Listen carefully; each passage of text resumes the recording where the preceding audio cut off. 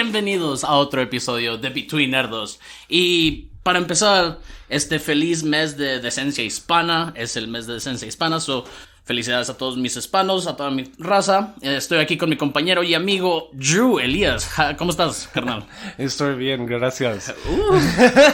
Hi, everybody. My name is Drew Philip Elias. That was Mr. Aldo Mendez. We are the co-hosts of Between Nerds podcast, and we did want to give a happy Hispanic Heritage Month for everybody in the United States celebrating Hispanic Heritage Month, because you know what I mean? Like, what's cool about where we live and where we're from is that we're a melting pot of different people groups, but we're coming together for this American prosperity social experiment. Even though half of the country doesn't see it that way, but I was trying to be on a positive note here. But we're trying. And today, as part of Between Nerds podcast, this is episode 61. This is the first episode of season 3 of Between Nerds podcast. Hell yeah. I hope everybody liked the episode 60.5, which was our season 2 recap. I had a lot of fun last fucking season.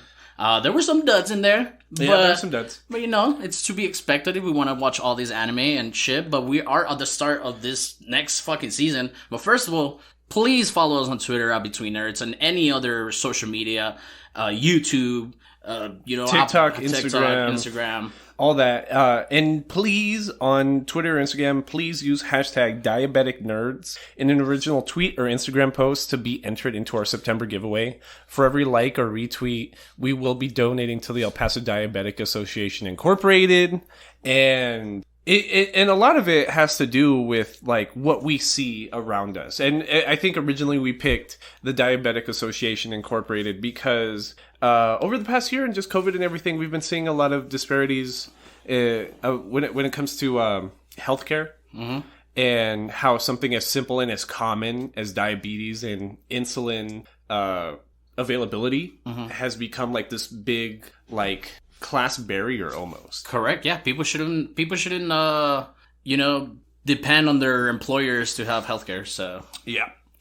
I almost went down that rabbit hole. But besides that point, today, for episode 61, for episode 1 of season 3 of Between Nerds podcast, we will be discussing the Studio Madhouse 2006 classic Death Note. Death Note, man. Death Note. It is 37 episodes. 37 episodes. We actually took 2 easy weeks to catch up to this because, it's 37 episodes. Yep. But Death Note is something good at its time. Yeah, it's something really good at its time. Yeah. It really is an example of how Adult Swim was like gatekeeping certain anime to Western audiences around this time. And if Adult Swim was going to spend a lot of money like backing a studio for the dub production, and they held the rights to it, and this was the only way to experience it, you can see that the producers at the time knew that it was going to be a hit. Mm-hmm. Right? Like every part of it. I remember 2006. How old was I? I must have been like 12. Probably. I was probably like 12 when people started hyping it up. And even at the time, like, the online discourse wasn't the same as it is now, right? Like, we didn't have Twitter or Facebook or anything like this. Yeah, nobody was able to talk to each other with it. Because, even anime nerds at the time were so rare. You only talked to, like, the people in class you kind of knew, Yeah, and I remember, like, 5 a.m. Adult Swim between Inuyasha. Oh, yeah. Recaps. They were really, really pressing the advertisement for Death Note. It was like, this is going to be the cultural phenomenon. And at the time, you think of other things that were going to come out in the next 2-3 years that are part of this, like, this peak modernism in anime where everything just feels so extra. Like, all the tropes and genres are just turned up to an 11. Oh, absolutely, bro. The filters are thrown to fucking 21, if anything. Mm-hmm. But, this reminds me of a conversation we had with Steinsgate. Okay. When you had initially said that we should watch Steingate, you were saying about, I remember at the time, like, I wanted to watch anime, but I was kind of like being a little, what do you call it? Pretentious. I wanted something smart. And that really, I really liked it, because I wanted to see something like that. It feels like that, but Steingate, it's half the episodes, right? Right. For context, I think what the story you're describing is I must have been like 17, 18 years old, blitzed as fuck at like 11 in the morning on Reddit. And I'm just on our anime being like, yo guys, I'm tired of watching all these great anime and my palette's so well defined. Can you suggest something smart and like kind of gory at the same time? Yeah, highbrow, like super top hat about it. And Steins Gate was one of them. And I had already, we had already experienced like the come up and the come down of Death Note, because Death Note encompassed 3 anime seasons. Like, if there's 12, 13 episodes that come out in an anime season, 37 episodes, that's 3 seasons worth. And it serves it like so. Yeah. Like, you're watching these continuous episodes, but it serves it like so. It's like you're watching Black Clover, just like this snail's pace of an anime. And at a certain point while watching it, there's different, like, groupings of episodes. You know what I mean? Like, there's episode, like, 1 through 12, it feels like a season. It feels almost like a contained Breaking Bad-ish kind of season. Like, you're watching the build-up, and then there's, like, a small tonal change for, like, a little bit. And we have a big change of scenery and a different introduction cast of characters. And then we have, like, a last 12 or so episodes. Linking episodes. Yeah, correct. Yeah, and it's... we were talking about this when it came to our discussion on what am I thinking? What did you hate on Code Geass? Code Geass? How, because like Studio Madhouse, as opposed to how Studio Mappa will act now, they'll do like 3-4 powerhouses and co-produce a lot of big names at once to keep their name out there. And because you're having to license a non-original work through another company, you're also splitting the profit through the co-production. That's how Mappa makes their money. It's a big pool in a lot of different places, right? At the time in the 2000s, that's not how anime studios were working. They would invest everything into one product, which is why like a lot of these works around here are so stretched out when they don't need to be. And you can almost tell in the animation when you go through this 37 episodes of Death Note, you almost see like they were animated and they almost kind of took a risk on doing. You can barely see some differences on animation style as you go through the season. You get like I don't know if it was the animators getting bored of how it looked, or they told them like to take a risk. Like they let them kind of animate a little bit better, like let loose a little bit. Yeah, let loose a little bit. There you go. But what would you? What is? I'm gonna ask you our question. What do you think Death Note is in a nutshell? What is Death Note? Death Note is every emo kid's fantasy from the 2000s. I was going to say we should warn like black eyeliner today to talk about this. That's really how Death Note feels, because it really feels like how when we were kids and we would watch Dragon Ball, we're just out here flexing and yelling Kamehameha and just screaming at the top of our lungs hoping our hair goes blonde, right? This almost, so if I'm 5-6 years old doing that, it feels like at 12, 13 years old, that's how people would act with Death Note. Just like, oh yeah, I'm so smart and nobody fully understands me. So this is exactly how I would act. I'm going to be a god of the new world. This is why I'm the quiet kid. You know what I'm saying? Yes, yeah. So that's what I'm saying. Like little kids, bro. Like they don't really know themselves. They're trying to get to know themselves. Some kids are very introvert. Some kids are very extrovert. But like the very introvert kid that really likes anime and it's watching this with not a lot of social interaction with classmates or friends or stuff like that, because that way he is. I mean, I can see why he's like, oh, okay, that's why I'm quiet, because I'm this cool kid over here. They're dumb. I'm much smart within my bubble. It's like how I saw a screenshot on Reddit of somebody on Facebook, like doing this long ass, like editorial about why he's the main character from Redo of Healer, which like you never want to be that guy because he's just some horny weirdo who's also a masochist. Yeah, I've heard it's very weird. But like the way that post was written, it's him being like, oh yeah, this is why I'm so weird. People don't really understand how big brained I am. And I see people like comparing themselves to like the original L here, or comparing themselves to Light and being like, yeah, if I was just nurtured and being taken care of, I could be the smartest person in the country like Light Yagami. Or it's like, I'm so weird and eccentric because I'm doing these big brain calculations in my head like I'm L. Yeah. Yeah, man, and I can see why a lot of kids really fucking dig that. But as a kid that is an extrovert and an extrovert growing up, I liked this. This was good. Yeah. Like I felt like I was watching something really good at the time. Yeah. You know? Yeah, because it's a cool concept, and it's an original genre for the time. It's like it's a supernatural murder mystery, not a murder mystery. Like it's like you're watching a documentary where we already know who the killer is, but we're trying to figure out like how they got to this point in their lives, like the Zodiac Killer or something like that, like the recent like Netflix specials on murders. Yeah, but it's like you're watching it in anime, so like. You're watching that, but it's also got Shinigami, like death gods, and it has this supernatural aspect about it, about like how he can kill people through a magic note. Correct. And the theme of it, like, and we're talking about it like it's like super gothy, and it is almost gothy, but not really. But it's just animated like so. We always experience this backshot of like this diluted black into light fuzzy filter that it has all the time. And going back to how it's clear that they put like all the production into this one anime. It for the early 2000s, I don't know if y'all remember, but the animation was garbage for like a long time. Cause like when studios were going in this like weird transition period when we had like strictly hand-drawn things in like the 90s, but you had to do shorter episodes, or like the action sequences were a lot shorter because you can't physically be there drawing this shit all day. And we're like slowly going into 3D animation, which didn't fully like encompass everything until like 2011 2012. We had this weird in-between period where studios didn't actually know like where to go animation wise, so because they're still drawing the majority of it by hand, a lot of the character models in focus are in super detail. Like they look like they could be done in 2021. They look really, really good. Yes, but go ahead.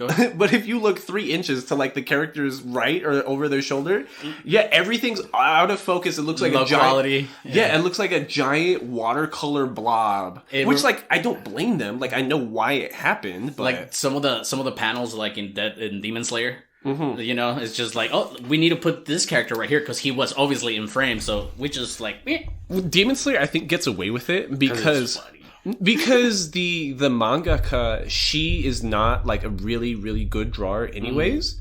So if you're reading so it's almost canon that it's ugly, because in the Demon Slayer manga, like a lot of the character models look super childish. Like, it looks like what a 5-year-old would draw if they're trying to draw, like, a dumb stick figure expression. No, and it's good. Like, it doesn't affect the manga at all. Yeah, but what hurts Demon Slayer, the anime adaptation, is that it wants to take itself so seriously. And I talk shit about anime every fucking week. Like, it's hard for me to take any anime seriously. It's the ones that don't take themselves seriously that are easier for me to take seriously at this point. Absolutely. Like, fucking Konosuba. Yeah. Fucking Space Dandy. Space Dandy did try to... I was gonna say Horimiya or... Okay, Horimiya, yeah.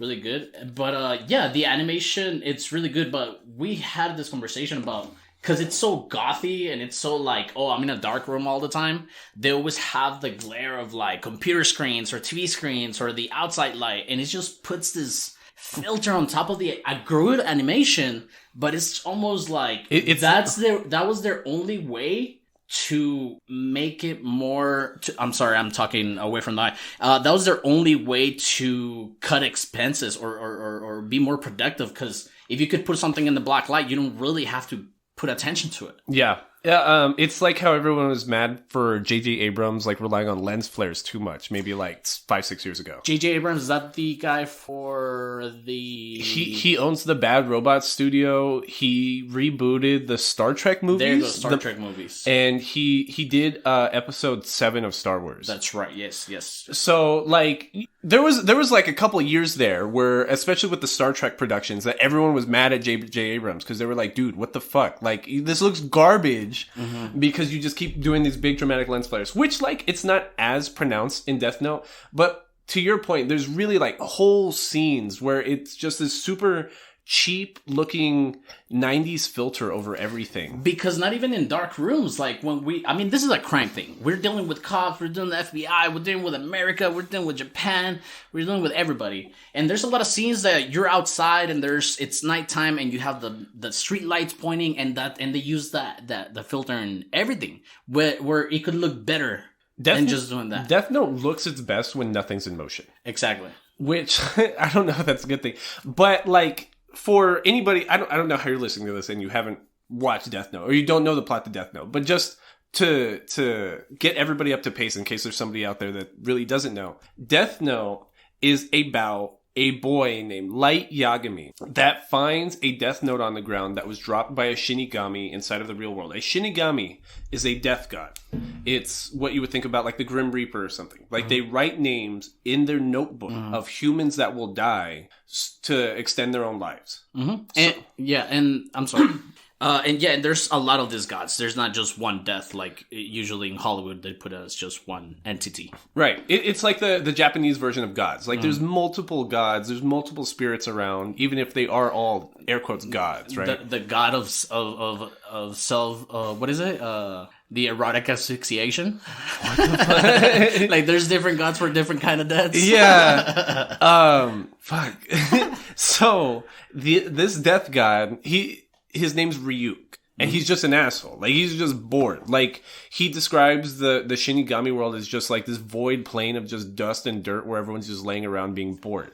So him, just wanting to be entertained, drops this death note in the real world to see, like, if he can stir up some drama and maybe he'll be entertained for a few years. And the book comes with a shitload of fucking rules. Yeah. Well, not a shitload, but a good handful, a good amount.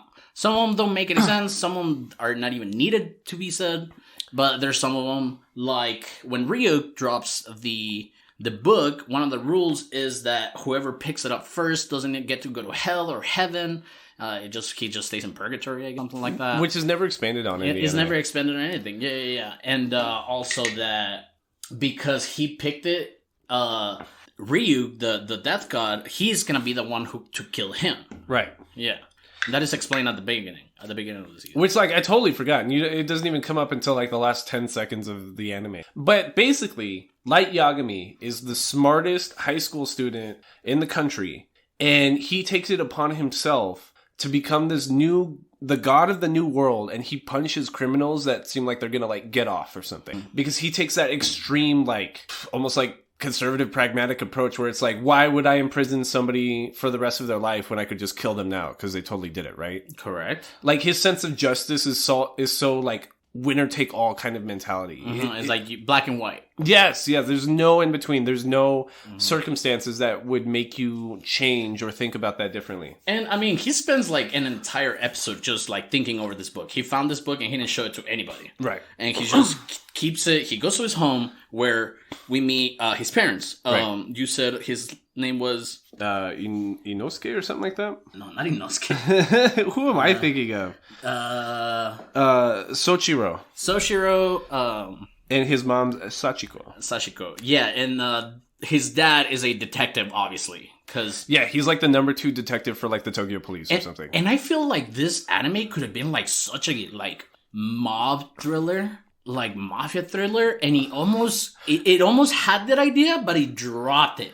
Is it weird that like I thought about I knew you were gonna say that just because you love mob flicks and like mob stories so fucking much. The minute like Soichiro's character, like in the first like 7 episodes or so, he's kind of mobbish, you know what I mean? He's hiding something. There's something going on because Light, as this new human death god, he's dubbed Kira by like the masses. He's just murdering like hundreds of people every week. Mm-hmm. Every week, just Japanese people. He just goes on the internet, Googles like people that totally did it on death row, writes their names in his notebook, and because he's seen their faces on the internet, then they die after a specified time. I believe the first instance that he tried it was he was watching the news, and there was like a hostage situation, and he saw the guy's face, and they identified the guy. He was like, let's see what the fuck this shit does. Yeah, he thought it was a scam. Like, he totally sees, like, Ryuk the Death God just hanging over his shoulder. Does he see him, or does Ryuk come out when he starts having fun with it? Oh, you might be right. You might be right. Because Ryuk is just, like, in the back, like...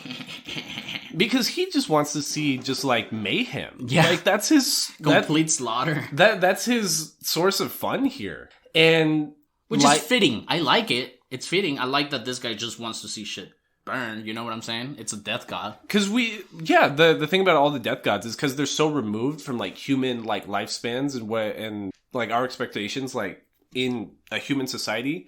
Like nothing matters to them. You know what I mean? It's such like it's like looking at your sea monkeys. There's a word for that where like nothing really matters, right? It's narcissist. It's that sadist? Sociopathic kind of like thing. Like like you don't have any not sympathy, empathy. Yeah, like everyone else's struggles like don't really matter to you. They don't register in your head, and that's how Ryuk is. It's just like, holy fuck, Light Yagami is totally killing thousands of people. This is so funny. This guy's cool. This guy's the best. Yeah. He's just murdering everybody. And like you were saying, as he's going through records because he has access to police network, and he's just going through records, and he's like, oh, look at all these faces and names. And they have like, the classic gif of him going crazy and just like slapping the fucking pen on the fucking notebook. Well, what's interesting about how that scene is directed, which I really really like, Yeah. it's directed like if you were to, have you ever seen I think it's called Amadeus. It's about Amadeus Mozart, where he's just like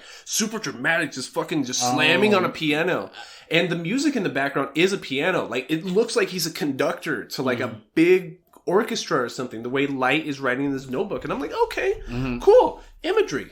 That's dope. That's a cool fucking piece of imagery. I love literary terms. This is neat. Yeah, and in the other hand, like as we're focused on Kira and the Shinigami and in the notebook and him looking at names. On the other hand, you talked about this of how Japanese centric this anime is, because on the other hand, we have an investigation now. Like the people of Japan are like, yo, like 50 people in jail just died at the same fucking time. Yeah, all of heart attacks. All of heart attacks. It's like, what the fuck's going on? And then like you have like the cutoffs to the TV screen and the news.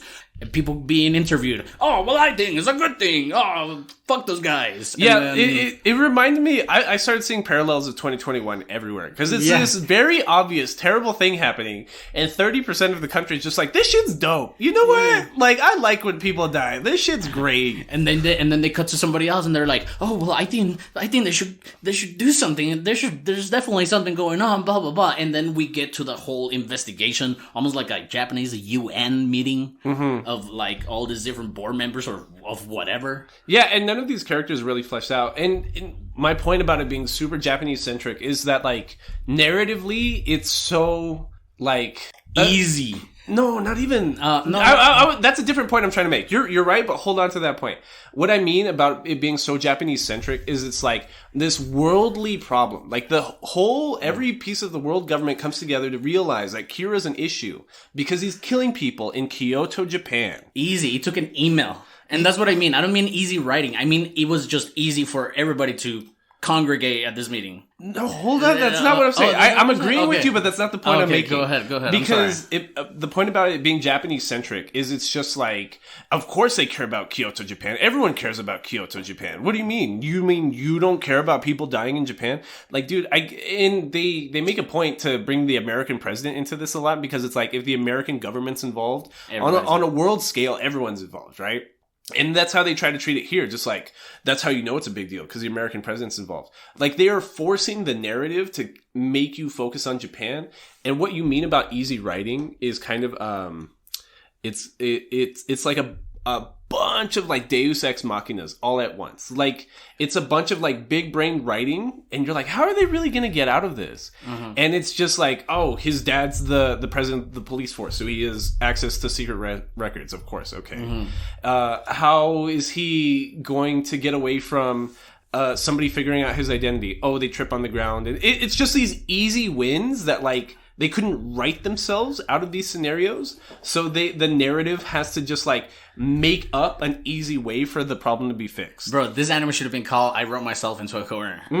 Because, and not even a corner, but I get it. If you're writing this and... Writing's hard. Writing's hard, and I get it. Hard, you know what I'm bro. saying? I'm not saying it's not hard. But I couldn't do it. Don't get me wrong. I couldn't do it. I could never do this. But imagine like going into like this very intense moment, and you're like, oh shit, and then you're thinking, I'm like, fuck, I need to do a lot of things for this to diffuse. I need to keep telling the story. I can't just focus on this fucking plot point, you know? So you're just like, fuck it. They wire his phone. Fuck it. Boom. Yeah. Oh, Light already knew that they were going to do that ahead of time. Exactly. That happens all the time. Like, it's some crazy situation that, like, dude, Light's totally about to get caught, but it's episode 7, so, like, he's totally not about to. And it's just like, oh, yeah, my name's Light Yagami, and because I'm playing 5D chess and I'm so much smarter than everybody else, I knew that they were going to do that. So I already planned 5 steps ahead of time. And this goes on for, like, the first 7 episodes. Yeah.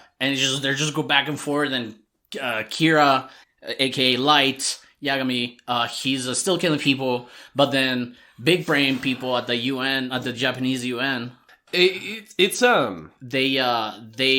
like, oh, these things are only happening in Japan. How weird. The killer has to be in Japan, and that's where L comes in, I believe. Yeah, it's a lot of like things that totally never would happen as they're put in the anime. Like, you're telling me that the world government comes together, recognizes one area of the world that these killings are taking place, and they give complete autonomy for a police investigation to one guy who's just this crazy, eccentric, like batshit, crazy hair, doesn't shower looking motherfucker. What is it? A barefoot? Yeah, this barefoot, raggedy looking dude with sunken eyes. Just looks like some fucking troll, like, on the internet that's never seen daylight. And you're telling me that every government is like, yeah, we trust this nerd so much that he can do literally anything within the realm of the law as long as he kills Kira. So, I mean, we've seen a lot of anime. We've seen crazier things than one guy controlling the entire authority of one place. Yeah. But the thing is that the Death Note doesn't serve you a fantasy world super crazy like that. Like, I'm supposed to expect, with my real world sensibilities, that the world of government, who doesn't agree on anything, we can't even agree on, like, climate change policy. We're all going to agree on how to treat a murder case. Yeah, because Death Note doesn't tell you to leave logic at the door. Which is kind of weird if you start watching it like that. It wants you to be hyperlogical because it wants to feel smart. So then you start throwing logic at it, and you're just like, yeah. But you should. If you watch Death Note, please leave logic at the door, because it's going to ruin your... Which it's fun. Like, don't get me wrong. Yeah. Like, it's such a fun anime. Like, I want to bring up this really weird statistic. So, like, for Western audiences, we use myanimelist.com to compare, like, Western anime, right? And there's 2 big categories on how on myanimelist.com anime are categorized. Most popular and rated, I believe? Right. So they're ranked by, like, best quality, like, ranked number 1 with, like, the best quality anime, or by popularity, like, number of people that have seen this. Death Note is number 1 on my anime list in terms of popularity. It is number 62 in terms of its ranking of score. That makes sense. So that means there is a really big separation between, like, people that have seen it and, like, come back to it continuously, and people that would consider it like a 10 out of 10. As opposed to Full Metal Alchemist Brotherhood being the highest, like, lowest common denominator. Everyone can agree this is a great anime kind of thing, but it's not as popular as Death Note. Correct. And even that switch to from being number 1 as far as popularity to 62 in rating, I mean, you know that there's people that acknowledge that it's good, but they're not going to come back to it. Yeah. Like you said. You know what I'm saying? Like, maybe I will. You know what I'm saying? Maybe I won't revisit this till Saeed is older. Yeah. You know what I'm saying? I don't need to. I don't need to watch it again. You know, but it's fun. It's fun. Valentin Hernandez Jr., he's been a guest on here multiple times. We're always retweeting his shit on our Twitter. He was supposed to be on today, but he forgot his brother was born today, 25 years ago, which I don't know how you forget your brother's birthday. Happy birthday, by the way, brother. Happy birthday, Frank. But I really wanted Valentin on here because on Twitter this week, he said his hot take about Death Note was Death Note really is, like, the best anime to introduce somebody into anime, and I cannot disagree more on that point specifically, because Death Note, to get into, it's 37 episodes, so it's not a breeze to watch. I'd probably pick something much shorter, not even talking about like the quality of Death Note or like how entertaining it is. Like I would never suggest something that's going to take you like 3 whole weeks to watch. Yeah. And a point after that, the thing about Death Note and it being an amalgamation of all these established tropes but turned up to 11, a new anime watcher isn't going to understand those tropes, so they're not going to find it as entertaining or as comforting. Correct. So I would want something shorter, sweeter, but that has these tropes and writing styles that we've come to know and love. But it's easy.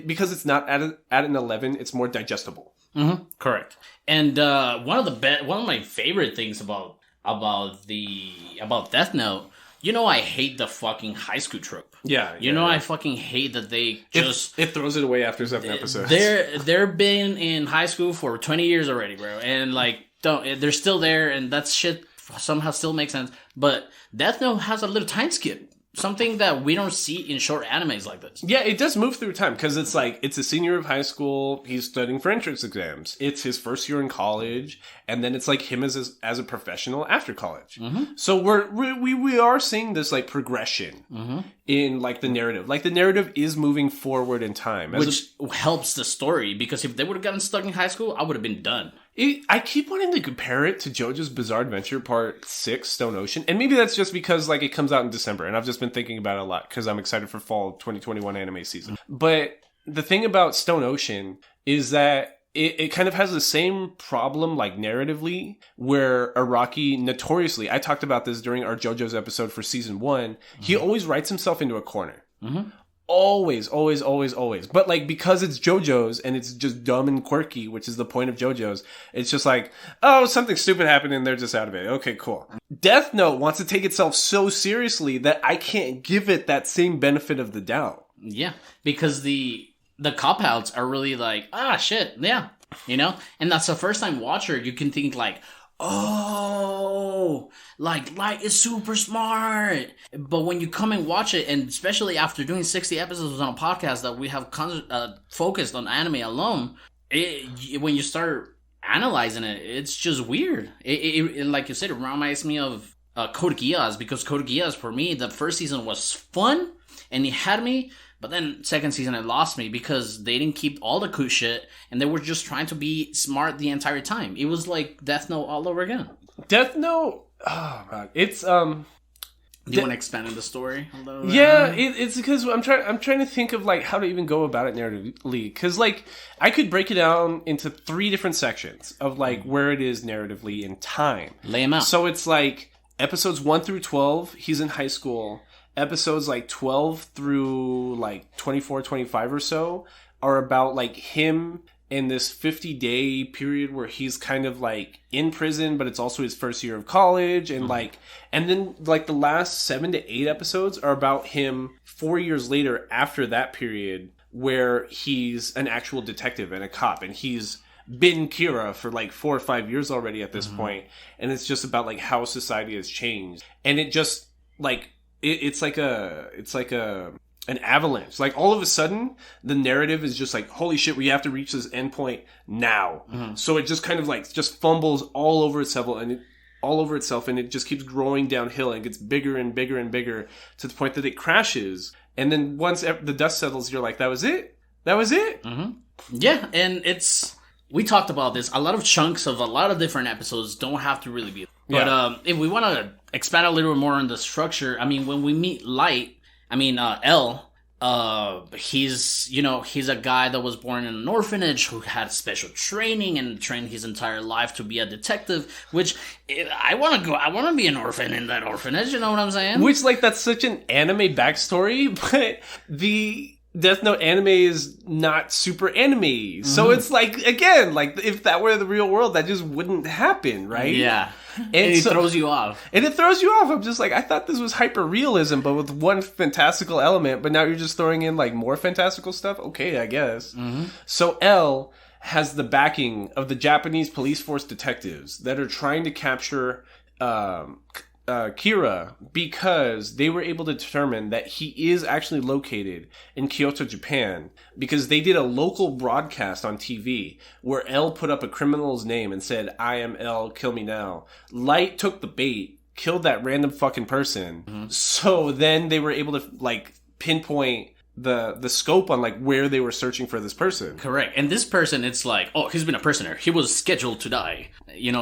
30 days from now, whatever. And that's my thing about like L's fucking thinking too. It's just like, how would he know? Like what we've known so far is Light's trying to kill people all over the world so that they can't pinpoint him. And L, just because he's the smart genius and the narrative needs him to, just magically assumes Kyoto, Japan. Just because. And he turns out to be right. And that happens so much with L's thinking where like, maybe if I'm like 11 and I'm not actually sitting down and trying to like throw logic at it, I'm like, oh, okay, I guess that makes sense. That's so, yeah, like, wow, that's so smart. Yeah. But right now as an adult, I'm just like, bro, that wouldn't happen. Yeah. It's almost like, it reminds me almost like the detective comics, the Batman detective comics. Mm-hmm. Like, you see him do detective work, and then, but like the way you're learning his breakthroughs in the investigation, it's like, like how did you get that from what you didn't? That's such a big jump in logic. That would never happen like that. Exactly. Yeah. So even right then, that's like episode 7 or 8, and you're like, holy fuck, they could really figure out who Light is, like, right now, if they just scoped out everybody in this one part of this one country. And even the FBI's involved. Like, other governments... Japanese FBI agents? No. Those were American FBI. But they're like design, their character design. The context is the American FBI sends undercover agents into Japan to figure out who L is. To figure out who Kira is on behalf of L, because he wants people working outside of the Tokyo Police Department, the detectives, because again, a big jump in logic. He just automatically assumes that Kira is a member of the police force or related to somebody in the police force because he's getting access to police documents. Yeah, and then it becomes like this like internal affair investigation into the police department, and everybody's like super sus about everybody else. So the American FBI sends agents that are able to blend in Japan. So you're telling me they have people that not only look Japanese but speak Japanese like in perfect accent. In a well enough like colloquial accent that they don't stand out inside Japan. That's if the American government can do that, that's not the American government I've been seeing the past 2 years. I don't know about you, but maybe in 2006 people thought different about the American government. But there's no way they're doing anything this big right now.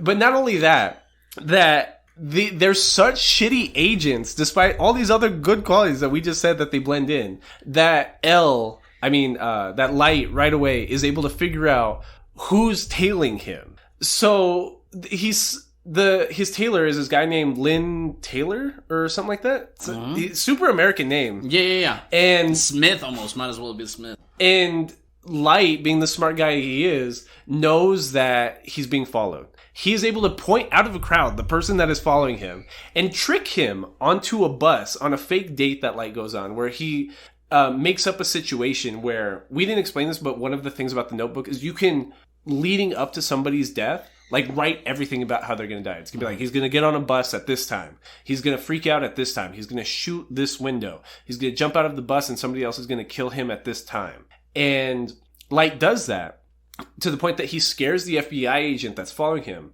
and makes him prove to him to get his cooperation to fight this crazy guy that Light had written in the Notebook and written his whole like crazy extortion scenario on a bus, that Lynn Taylor shows his FBI badge to Light with his name on it. And it's just like, here, dude, I'm an FBI agent. Please listen to me. And that was Light's plan all along. He's like, this is how I'm going to kill the FBI agent. So L takes that situation, and he's so smart, he knows right away. He's just like, the Notebook must be able to do more than just give heart attacks. It must be leading up to a whole situation on how somebody can die. Which, like, there would be no context to that. Like, if you're going by the facts, as a detective, you think there's just this magical way that somebody's just killing people by heart attacks. Yeah, you would need a pre-assumption of something to deduct the And I'm glad you brought up the term pre-assumptions. It's a lot of pre-assumptions that are treated as fact as soon as they're introduced. Correct, yeah. And you hear one of the later characters, Nier, almost say that flat out at a certain point. Because this character Nier assumes Light is Kira. And right away he's like, there's only like a 5% chance he's Kira. But because it's an assumption, we're going to treat it like it's 100%. And they just run with it. Correct. Which no detective ever treats anything like that. No, exactly. It's like, that's just an assumption. I can't kill my best friend because I just assume it was him. I'm gonna throw a random person in prison for 60 days because I think there's a 5% chance that they're the killer. Yeah, fuck it doesn't that. happen. That's crazy. That's like Stalin shit. Bro, that's what I was thinking. I'm like, there is no way that the Japanese government or like the world government is letting this happen. Huh, my best friend looked at me weird. He must be Kira. Yeah, but again, I like, as far as this episode started development, a little bit further, like episode 12, episode 13, I love that we start diluting the entire, like, all the government is involved narrative, and it kind of dilutes into, like, this 1 versus 1 with Elle and Kira and Light. Yeah. And it's relieving, honestly, because, like I said, and I'm sure you feel the same, but like a lot of chunks of a lot of episodes don't really need to be there. Yeah, there's no point because like I just spent all that time describing like episode 7, 8 where Lynn Taylor dies, right? Mm-hmm. There's like 8 from episode like 8 through episode like 11, 10 could all be maybe 1-2 episodes. Yes. Like it didn't need all that because there's like a blend of things that happen that aren't actually big reveal. Light meets his new girlfriend Misa, who ends up having a notebook, and she's pretending to be Kira because she is in love with whoever Kira is because he killed the murderer of her parents that was about to get away. Yep. So then, at that same point, we have like a whole 2 episodes where Light almost gets caught because the wife, who's also Japanese and also American, but also a Japanese and FBI agent, the wife of Lynn Taylor, like, starts piecing together that somebody that Lynn Taylor was fighting was Kira, right? Mm-hmm. And that's how he got killed. And we spent like 2-3 episodes just for Light to kill her. Mm-hmm. Just because she fucks up and doesn't take him seriously. And it's just, it could be just so much shorter. Like, I feel like on Netflix, there's an option where you can watch things at 1.25 or 1.5 speed, right? On the browser. Really? Shut the fuck up. And I started watching episodes at like 1.25 speed because I was doing dishes and I've already seen it, right? Mm. And I think it's funny. I was talking during Yu-Gi-Oh! To somebody, and they're like, oh, I'm watching Death Note this week. I need to go home and watch episodes. I'm just like, why do you watch episodes? You haven't seen it yet? You mean you host an anime podcast and you haven't seen this anime? I'm just like, no, I reintroduce myself every week so that I'm not speaking from my like 11-year-old perspective. That's the point. Yeah. So because I've already know the narrative and I'm like reintroducing myself, like at a 1.25 speed, the narrative fits so much better. Mm. So much better because there's so many like long world building sequence where it's like 10-20 seconds of just music and it's just like, and it's like this little xylophone almost sounding thing. It's like a little bell. It's like dun dun dun dun dun. It's like the sneaking scenes from like Mario Sunshine or something like that. Yeah, like this little spaced out little bell little sound that's supposed to like creep you out and make you like feel kind of tense, like something wild's about to happen. Mm-hmm. But a lot of episodes, nothing's actually happening. And that's my same opinion on a lot of episodes of Code Geass. Like, the music takes you there, the animation takes you there, but the dialogue does not take you there. Like, the story developing doesn't take you there. I think one of your hot takes was that they need to revamp Code Geass and give it the Brotherhood treatment and streamline it more. Mm-hmm. Death Note it's like 15 years old, bro. It's getting to the point that they maybe could reboot it and just do like a whole new like take on it. And I could imagine being a really, really solid 13 episodes. Or if they really want to milk it for some extra cash, you could do 2 seasons, do the 24 episodes, and it would fit so much better, bro. Mm-hmm. Just strip a third of the screen time. Just strip a third of it. Because if you were to ask me back then, hey, can you watch Death Note passively? Nah, Mario, you need to pay attention. Yeah. There's a lot of shit. Yeah. You might get lost here, you might get lost there. Honestly, I watched that shit in 1.5 speed and passively too. Like, at the moment that I knew that I had to leave my logic at the door. Like, I was like, okay, you just have to listen. You just have to listen. Yeah. Oh, Kira's doing this. Oh, Light's doing that. Because it's not showing you anything either. Yeah. Because, like we're talking about, the best things in motion are the stills. And a lot of screens are nothing but stills. It's just panning sequences of somebody just staring into the camera. Which is fine. Like, I read manga. Don't fucking get me wrong. Mm-hmm. But it's not being treated as like this whole experience like it wants you to believe. Correct. It's almost showing you panels on a manga. Mm-hmm, which is fine. Which is fine. But like, be honest about it. Yeah.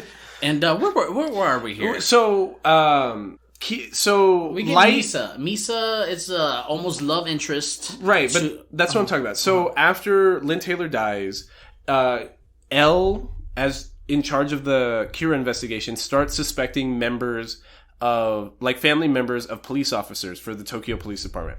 So Light's under investigation. His room gets wiretapped. And at that same time, he's introduced to Misa, who ends up being the second emulator of Kira, because she finds a notebook in the real world. So another Shinigami's following her. Mm-hmm. But her trying to emulate Kira, she's kind of fucking around and like leaving herself open to getting caught, which pisses Light the fuck off. Mm-hmm. So he figures out she finds him. Mm-hmm. She figures out who he is, introduces herself, and Light blows the fuck up because he's like, dude, we're about to get caught because you're a fucking idiot. Yeah.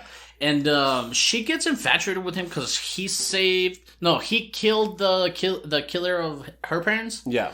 And she gets infatuated with Kira and she wants to know who she is. And then she gets this power of the Shirigami Eye where she can see everybody's names and lifespan, right?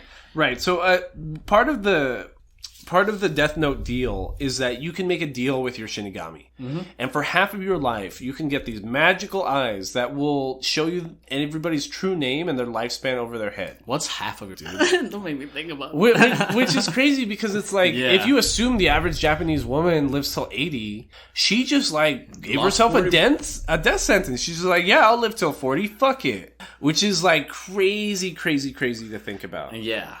And that's a big gap because Light transitioning into college at this time and already being the prime suspect because when he's under investigation in his home by L and his dad and everybody, and they have his room booby trapped and stuff, he's under suspicion because he's not acting sus. Mm-hmm. Like, they're like, this is too fucking normal. Like, there's no way this kid's really acting like this. So you have a son and he's always in his room? And you're a cop? He's on his computer studying and not jerking it? That doesn't fit. Sus. Yeah, sus. Let me see your browser. Honestly, I think that's like one of the only like giggle parts I had. I think they found porn in his room at that point. Oh, I think so. He was looking at like porn magazines. But he planted it there or some shit like that, right? They can't know I'm a horny boy. Yeah. So yeah, Light trying not to be in suspicion for writing people's names down in a notebook and murdering them. He's just reading porn on his desk. And up to now, like all this tension of like Light getting caught because now they're investigating him and they found his secret drawer, but his secret drawer didn't have anything because he had it hidden in the book because it has a false bottom. Yeah, everything's like, oh shit, they're gonna catch him. Oh shit, they're gonna catch him. But nothing happens because they wrote themselves into a corner. Like the scope keeps going down and down and down till you're like, there's no way he doesn't get caught. Like.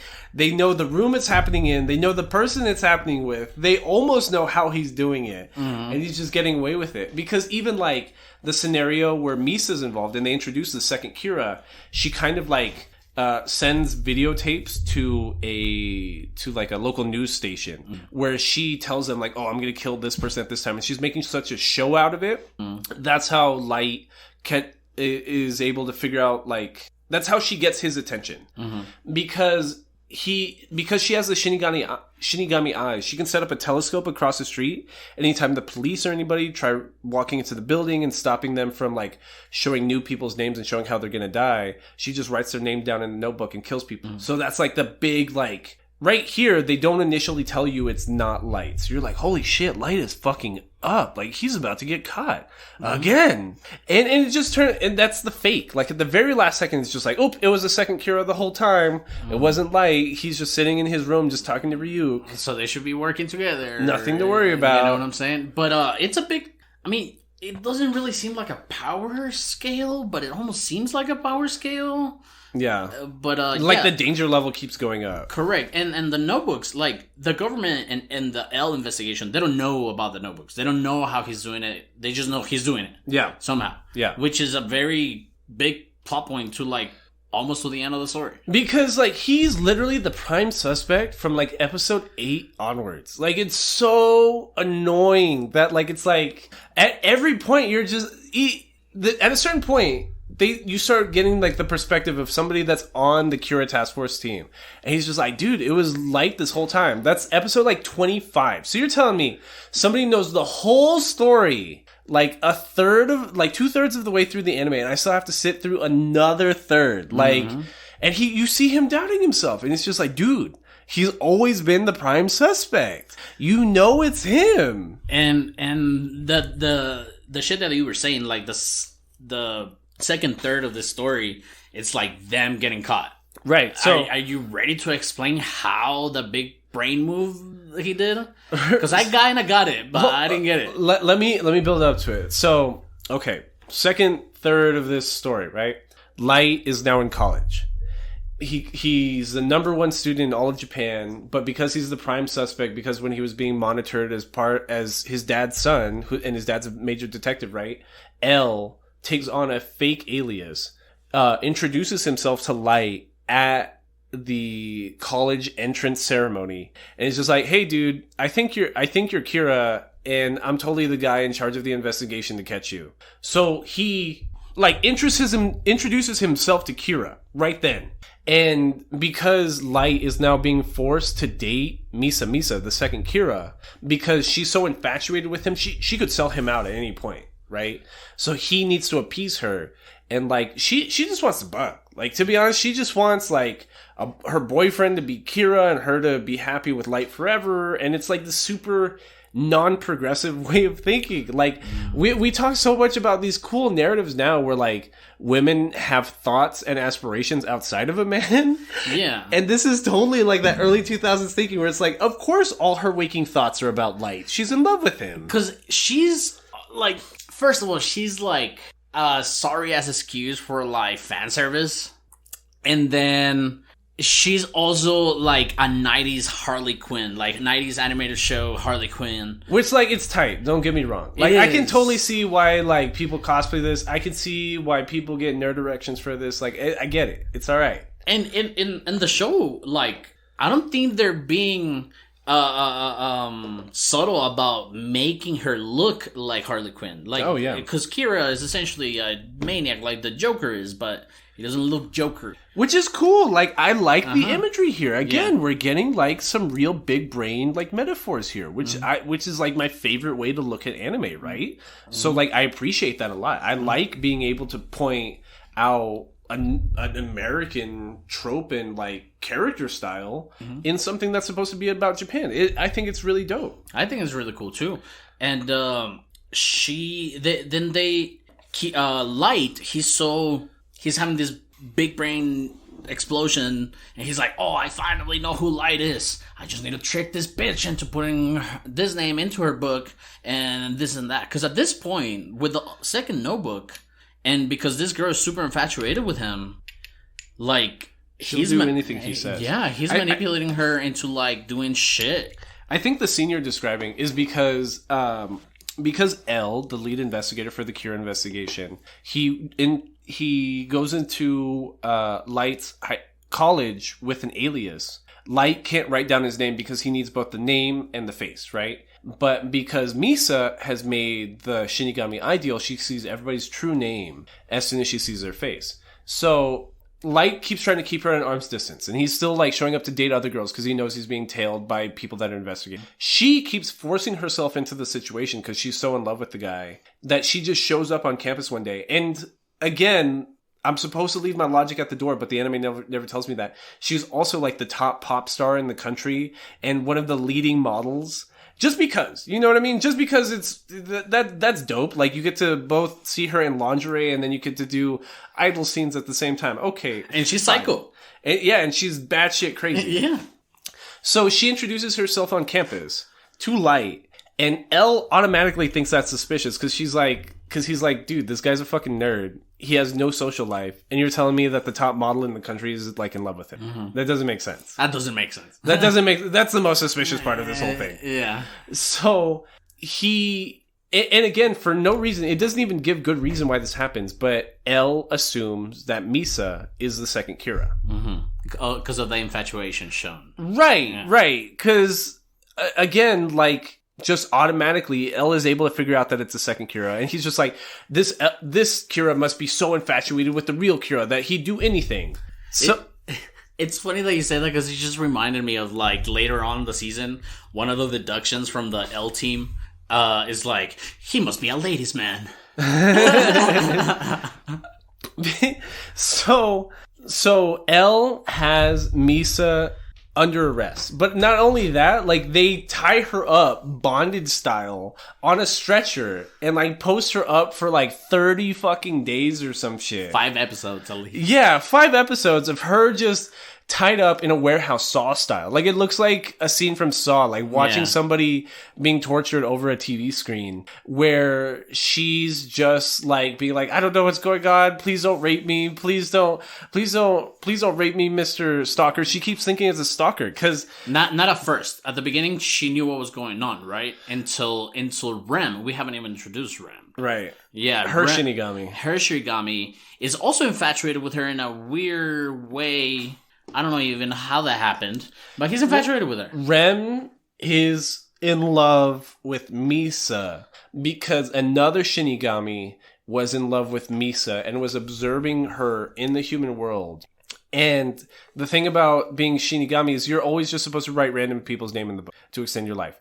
If you write down anybody's name and that extends somebody else's life, then you have to die. Yeah. So Misa was going to get murdered/raped again because she's a supermodel, right? And again, that's such a cheap, like, ugly, like, narrative struggle for her. It's just because she's hot, she always has to be worried about getting sexually assaulted and murdered. Like, that's such, like, an ugly, like, writing style. So this Shinigami that was observing her and was in love with her wrote down the murderer's name, and that ineffectively, like, extended Misa's life, which meant he broke the rules, so he automatically. And because that was Rem, this third Shinigami's best friend, Rem dedicates the rest of his life to Misa because his best friend was in love with Misa. Misa had already made a second deal with Rem to see the name so she could remember. Not yet? That's not till way later. Oh, that's right. So, right here, what's happening is Light has figured out, again, this new made-up rule that's to get them out of this cornered situation, is that if you give up ownership of your notebook, then you lose your memories, right? So, before Misa gets caught, she gives Light her notebook. As like, I swear I just want to be with you, I just want to date you, so please hold on to my notebook and I swear I won't kill you. So Light makes his deal with both Ryuk and the other Shinigami, Rem, and just gives up ownership of Misa's notebook. So when she gives up ownership, she loses her memories. So again, for another 20 days, she's stuck in this bondage situation with a straitjacket on, but she has no memories of what's going on because Light gave up her notebook. And he did that on purpose so that he wouldn't sell her out. So then Light, big brained as fuck, is like, okay, I'm gonna have myself be arrested to relieve myself of suspicion, and I'm gonna and because I wrote down all these days and times when people are gonna die ahead of time, the murders are gonna keep happening. But I'm gonna have Ryuk, who he said flat out at certain times, like, dude, I'm never gonna get involved with anything you do. I'm just here for the entertainment. They suspend that for a bit so that Light can direct Ryuk to give up his notebook so that Light can lose his own memory. Correct. Which is so, like, I hate that they make up these rules just to suspend them when the narrative needs it to just be forgotten for a second. Correct. Because even he has possession of the notebook. Like, Ryuk has possession of the notebook. So nothing would have stopped them, because towards the end of the season, we see that a problem for Ryuk was that if they catch you, I'm never going to kill you, or some shit like that. Right. Yeah, but so he in prison. Once he was in prison, he tells Ryu like, "I give up ownership of the thing." So his memory also fucking gets deleted. Right. So then we have to spend like 5-6 episodes of Light being handcuffed to L so that L can keep an eye on Light and prove that he's not Kira. So we're really just watching Kira just watching Light just bouncing around, not remembering that he's Kira. And it's such an exhausting thing because it's like, it's totally going to happen where he's going to remember his memories, right? It's just like, just fix it already. Because we get like this, like in the second batch of episodes, around like, 19 to 26 or so, the big bad is that there's now a third Kira who's a part of a giant company. So they're setting up this, again, kind of like a mob scenario where it's like they're pinpointing and they're murdering all the leaders of their opposing companies and destroying the stock market to raise their own stock value and stuff, right? So this whole group of board members that are in on one of their members being Kira are like gonna get rich together. So they're setting up this whole like it feels very Fight Club-ish, like destroy, dismantle the system kind of thing from the inside because they're all corrupt and they're using his power for evil, to just like 5 episodes later just throwing it away. It's just like, once we figure out exactly who the board member was and he's caught, L gets his memories back once he touches the notebook and just murderfies him in a helicopter across like a freeway and just watches this other guy die so he can't spill any beans. Correct. And it's so like... It takes you there. Music-wise, tension-wise, 1.5 speed-wise, it takes you there. It's just so exhausting because it's like... So you're telling me that in this helicopter where they go and they confront this third Kira, that in the cockpit are both L as the pilot, and I'm supposed to suspend belief that L can fly a helicopter, and it's Light with his forgotten memories because they're handcuffed to each other. L grabs a notebook, is able to see the Shinigami, and is like, oh fuck, Light, look at this shit, isn't this wild? Hands the notebook, the killer notebook that he assumes to be the original Kira anyways, hands the notebook to him. Light gains back his memory, and you're telling me L isn't focusing to his peripheral vision so much that he's like that Light in the corner is able to write down this third Kira's name and murder him on the spot. That doesn't make sense. Like, you're telling me that the whole point of them being handcuffed together is that L is trying to keep eyeballs on Light at all time. And the 1 second it matters, once he has the killer notebook in his hands, that L is just like, nope, I'm not paying attention to what Light's doing, and just lets him murder the guy. It is fucking ridiculous. It does not make sense. And I know it doesn't make sense. It's a byproduct of anime, and it literally doesn't make sense.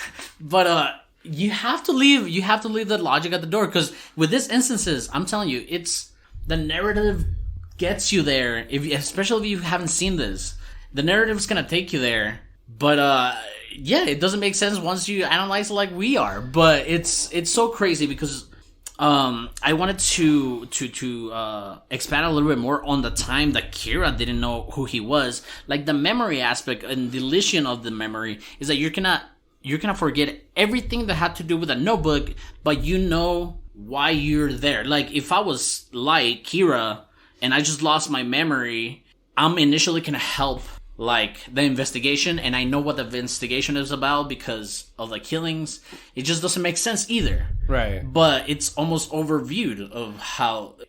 like you're keeping all the rest of your subjective information, but the bits that are about a notebook, a Shinigami, or you being Kira are just conveniently forgotten. Like that's such like a convenient narrative, like writing structure on what memories are forgotten, that it's like... Correct, but they almost swift it on the rug. Like they almost let you not see that. Yeah. But this second time that I'm revisiting this stuff, like I was able to see that, but you won't see that if this is the first time watching it. Mm-hmm. You know? Because it's just so subtle. But the nonsense that you're talking about is not subtle. Like it doesn't make fucking any sense, because by the time he grabs the notebook, he has the seizure right next to L, And like, it was a heart attack. It was a heart attack.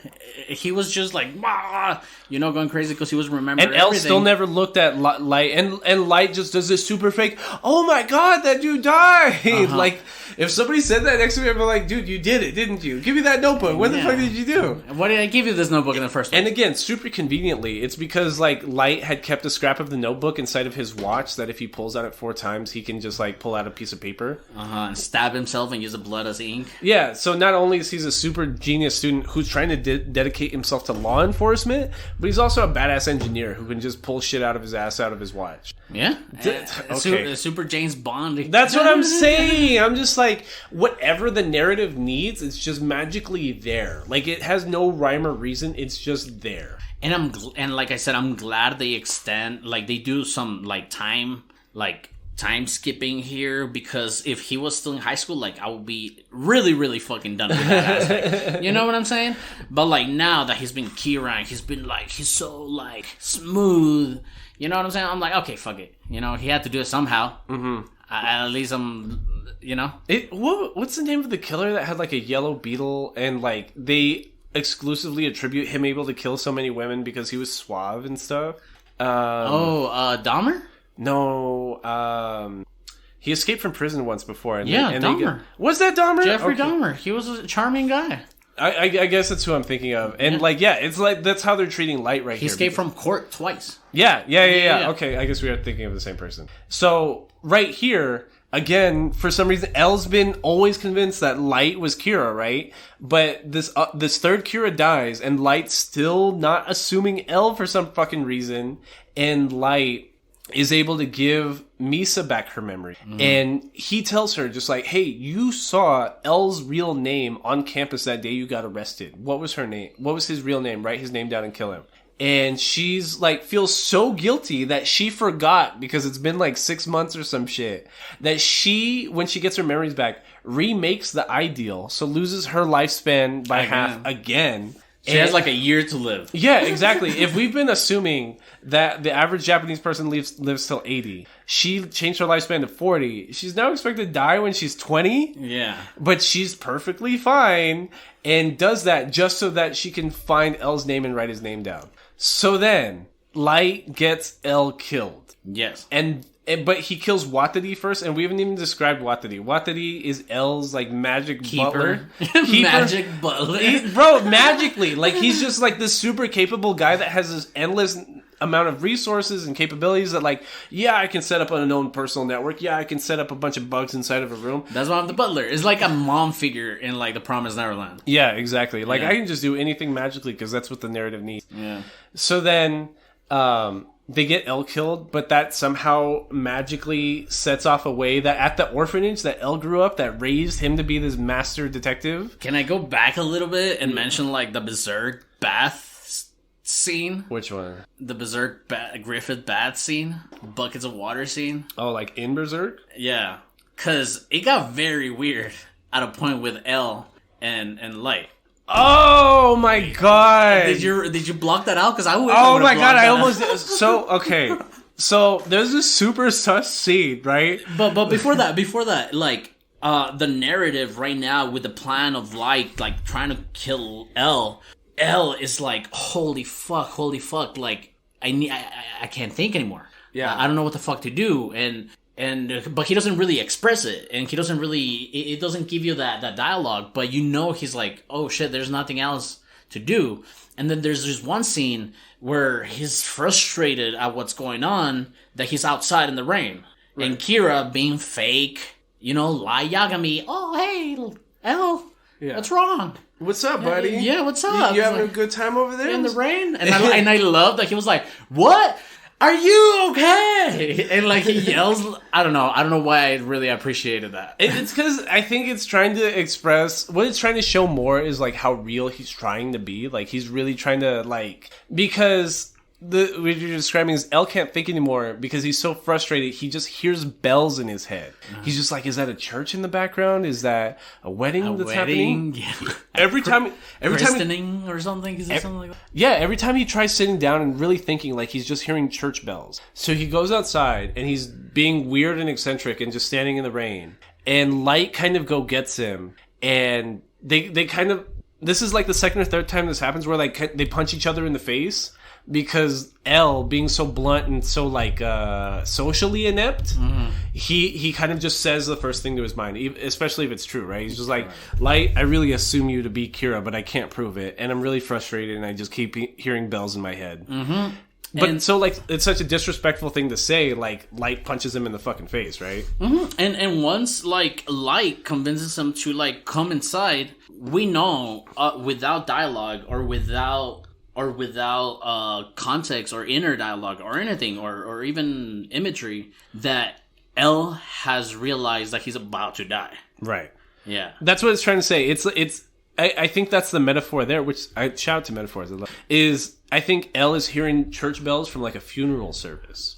He's hearing his own death being imminent. Because at this point, like, Light very much has the upper hand, and he's just waiting for like the second to kill L. Because there's a biblical, I don't know if this is what the author was going for in the manga, but there's like a biblical like imagery scene that's next. So they're out of the rain, they beat each other up on the roof, and they're both soaked in water, right?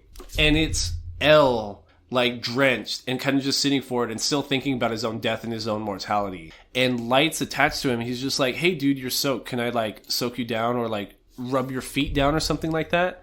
That is the scene before Jesus died, because after Judas had already sold out Jesus to the Roman army, Jesus, as a sign of humility, started washing the feet of his disciples to show, like, you're following me, but you're not above me, dude. Correct. Like, I'm like, we're on the same level at this shit, correct, right? And Judas did that to Jesus and washed his feet, right? And that's a really big scene because it's like Judas was showing humility to Jesus as he was betraying. Yeah, as he was betraying him, which is exactly what's happening here. So Light, feigning humility and like fucking lying through his teeth about what he's doing. He starts wiping him too. Yeah, he starts wiping him down, and it's showing how like Light's about to sacrifice L. And L has told Light several times that like, you're the only person as smart as me, and you're the only friend I've ever made in my entire life. Like, I fucking love you, bro. It looks like the scene on the stairs looks like they're about to kiss almost. Like, it's like, I'm telling you, berserk. They're face to face. Like, one of them's caressing the other's face, and they're just like, yeah, dude, I love you so much. You're so smart. You have the smartest, smelliest feet. Let me rub your feet down, bro. And it's fucking crazy. And I'm glad I brought it up. I'm glad I'm remembering, because you're right. Like, that shit is very... It's imagery everywhere. There's symbolism everywhere. That's like one of my favorite scenes. Like, I don't care if it's sus. I don't give it. But it's such like... It's so big brained. That's where he gets big brain. Yeah. The imagery and the metaphors is where it's biggest brained. The actual narrative structure, it's like so lack. Because like, so from then on out, L gets Watari and L killed, and it feels like the author just kind of wrote themselves off a cliff. So he's just like, fuck, I wrote off my best character. Like, L just died. So he writes in two L lookalike characters just to produce the same effect. It's apparently in this same orphanage that nobody gets adopted in, apparently. L has been training two other orphans, who one of them might as well be his son or his fucking brother, because he looks exactly like him, just with white hair. Mm-hmm. He looks like Hilua almost. Yeah. And then the other one, the character design, Mello, fucking pissed me the fuck off. Yeah. He looks like the Bears and Cream guy. Crazy. Watari, L's butler, turns out to be a billionaire owner of this orphanage that was training people to be master detective. Which feels like a fucking 90s children's novel. That's better than any, like, school project here in the United States. Mm-hmm. You know? Like, okay, I'm gonna go be an orphan. So there are these two hyper smart characters called Mello and Nier that are like, we just got word that L died. You're both gonna be the next L, and you both have to hunt Kira. So it's crazy because it's like, I'm not even left to, like, miss the character of L because I'm automatically introduced to two in the same episode. Yeah. And then Akira's L again. Yeah, so then, like, Light takes over Akira. L's persona and presents to the government like he's L because he's the leader of the Japanese task force to find L now, right? Even though he is Kira. Yeah. So we get a 3-4 year gap here just because. So you're telling me that they introduced these two badass characters. L's dead. Light is now the leader of the task force as Kira, and we're just gonna get a 3-4 year skip just to almost like lull us into believing that he's getting away with it. And just to mention that between this gap, like the dad has been like, oh, thank God you're not Kira. Oh, you might be Kira. Oh, thank God you're not Kira. Right. Oh, you're Kira. Oh, thank God you're not Kira. So he's like led to believe that his son is Kira, that he's not Kira. Like the whole time his son was in prison, he put himself in prison too, because he's like, it really looks like my son's fucking Kira, and I'm about to shoot somebody in the face if we figure out for sure he's Kira, so please arrest me. Yeah. And it's just like this wild thing, because like, to me at least, the character of the dad, it's like almost the only one acting like how shit was supposed to be. Yeah, like if that was a real person, that's the only person like I feel with, because he's really like, holy shit, I'm the reason that I'm such an inept detective that my son is Kira. Right. It's the only real reactions I see in the whole anime come from Soichiro Yagami. And that's why he was he's my favorite character of the season. Because he's the only real person. Yeah. And go ahead. So Light is now, he graduated college because he's super smart, right? And with all this badass knowledge, as opposed to being an engineer, a doctor, a lawyer, he wants to be a cop. And he's like engaged / living with Misa at this point because she's still the second Kira, right? So she knows everything about him, and he's basically living the rest of his life to cover up his ass as Kira because he doesn't even like Misa. That's like the joke about like the second part of the anime is that like he fucking hates her, but she's so infatuated with him, he pretends to love her so that she doesn't sell him out. And it's kind of annoying at this point. Like Misa, like I said, she's all the way to the end of this anime, but she doesn't bring anything to the table. Mm-hmm. And people want to say that Aqua, Lady Aqua is useless. Yeah, like fuck. Misa's way more useless. Wow, dude, it's just such a letdown of a female character because there's no females in this. No, there's like another one introduced, like a half-ass Misa, because so Light is still pretending to be L, right? Who's supposed to be the person in charge of catching Kira. But because it's been a 3-4 year time skip, Nier and Mello have now established teams and like relationships with other governments, like the American government again, and the American like CIA and FBI, as a way to catch Kira. So now, because it's the same situation again, like Nier is exactly treated like L was in the previous two parts. So it's the exact same character, but he automatically assumes that the new L is Kira. So we're at the exact same point we were before L died, where it's just like, we know exactly who Kira is, we just need some solid evidence and to catch him in the act. Yeah, and by the way, all of his dad's buddies and detective buddies become like best friends to fucking Light. Right. You know, it's because they grew up together. Like there's a Light has a fake rule written in the notebook that says if somebody writes a name in here and they don't write another name in 13 days, then they will die. So that is what got them off the hook with L, both Light and Misa, because it's like, dude, they were locked up for 50, 60 days. Neither of them can be Kira. Mm-hmm. And that's what exonerated them. But then at the end, right before L dies, they're asking the Shinigami, like, is this rule real? Is this rule real?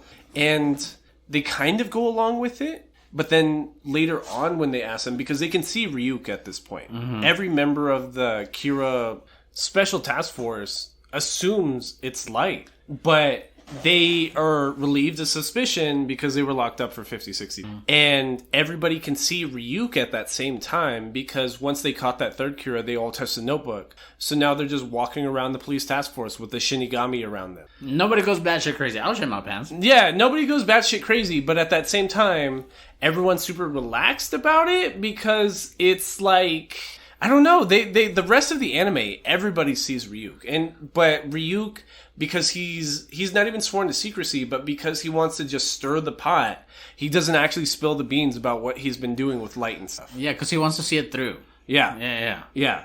So the last few episodes are like this super convoluted scheme, and that are reintroductions to tropes and like characters we saw in parts 1 and 2, where it's like Light finds a new girl who's the spokesperson for Kira, right? Mm-hmm. Like, this whole news network dedicates itself to this mass killer that's making society an air quotes better place, right? And it just so happens to be a girl that Light dated for a little bit in high school. Mm-hmm. So he introduces himself to her, and of course he's still under suspicion of being Kira. Like, because the room is bugged, he starts writing notes to her while they're meeting every night inside of a hotel room. And he exposes himself as Kira, and he's telling her, like, hey, I'm Kira, please do everything I say. And it feels like the Misa situation all over again, because it's just like another character that's just wholly in love with the guy because he's Kira, nothing else, just because he's Kira, which again feels like one of those nerd things, being like, yeah, I'm super quiet and aloof and I'm super emo as fuck, but I'm smart. And that means any girl, as soon as she figures out I'm smart and who I really am, she's going to automatically fall in love with me. Correct. And it's just a rehash of these tropes, but at that same point, both Mello and Nier are trying to expose L, who is Light, as Kira. Because all the evidence ever has always led to Light, so right away they're just like, yeah, it's him. So they capture his sister, take her to Los Angeles, and Mello, the like worse, lesser, more evil between Mello and Nier, like extorts the Japanese Special Task Force to give up the Shinigami Death Notebook in exchange for Yagami's daughter. Yeah, and these two L's, it sucks because it could have been just still L. Yeah. Like, you literally wrote the same characters again. I'm glad I got to see that ending, that closure between the relationship between L, but that could have been the ending of the anime. Yeah. That wouldn't have even been bad. I would have preferred that to be the ending. Yeah. And him, and we're led to assume that he did his Akira movement, Kira movement, you know what I'm saying? Mm-hmm. And that would have been a great ending. Yep.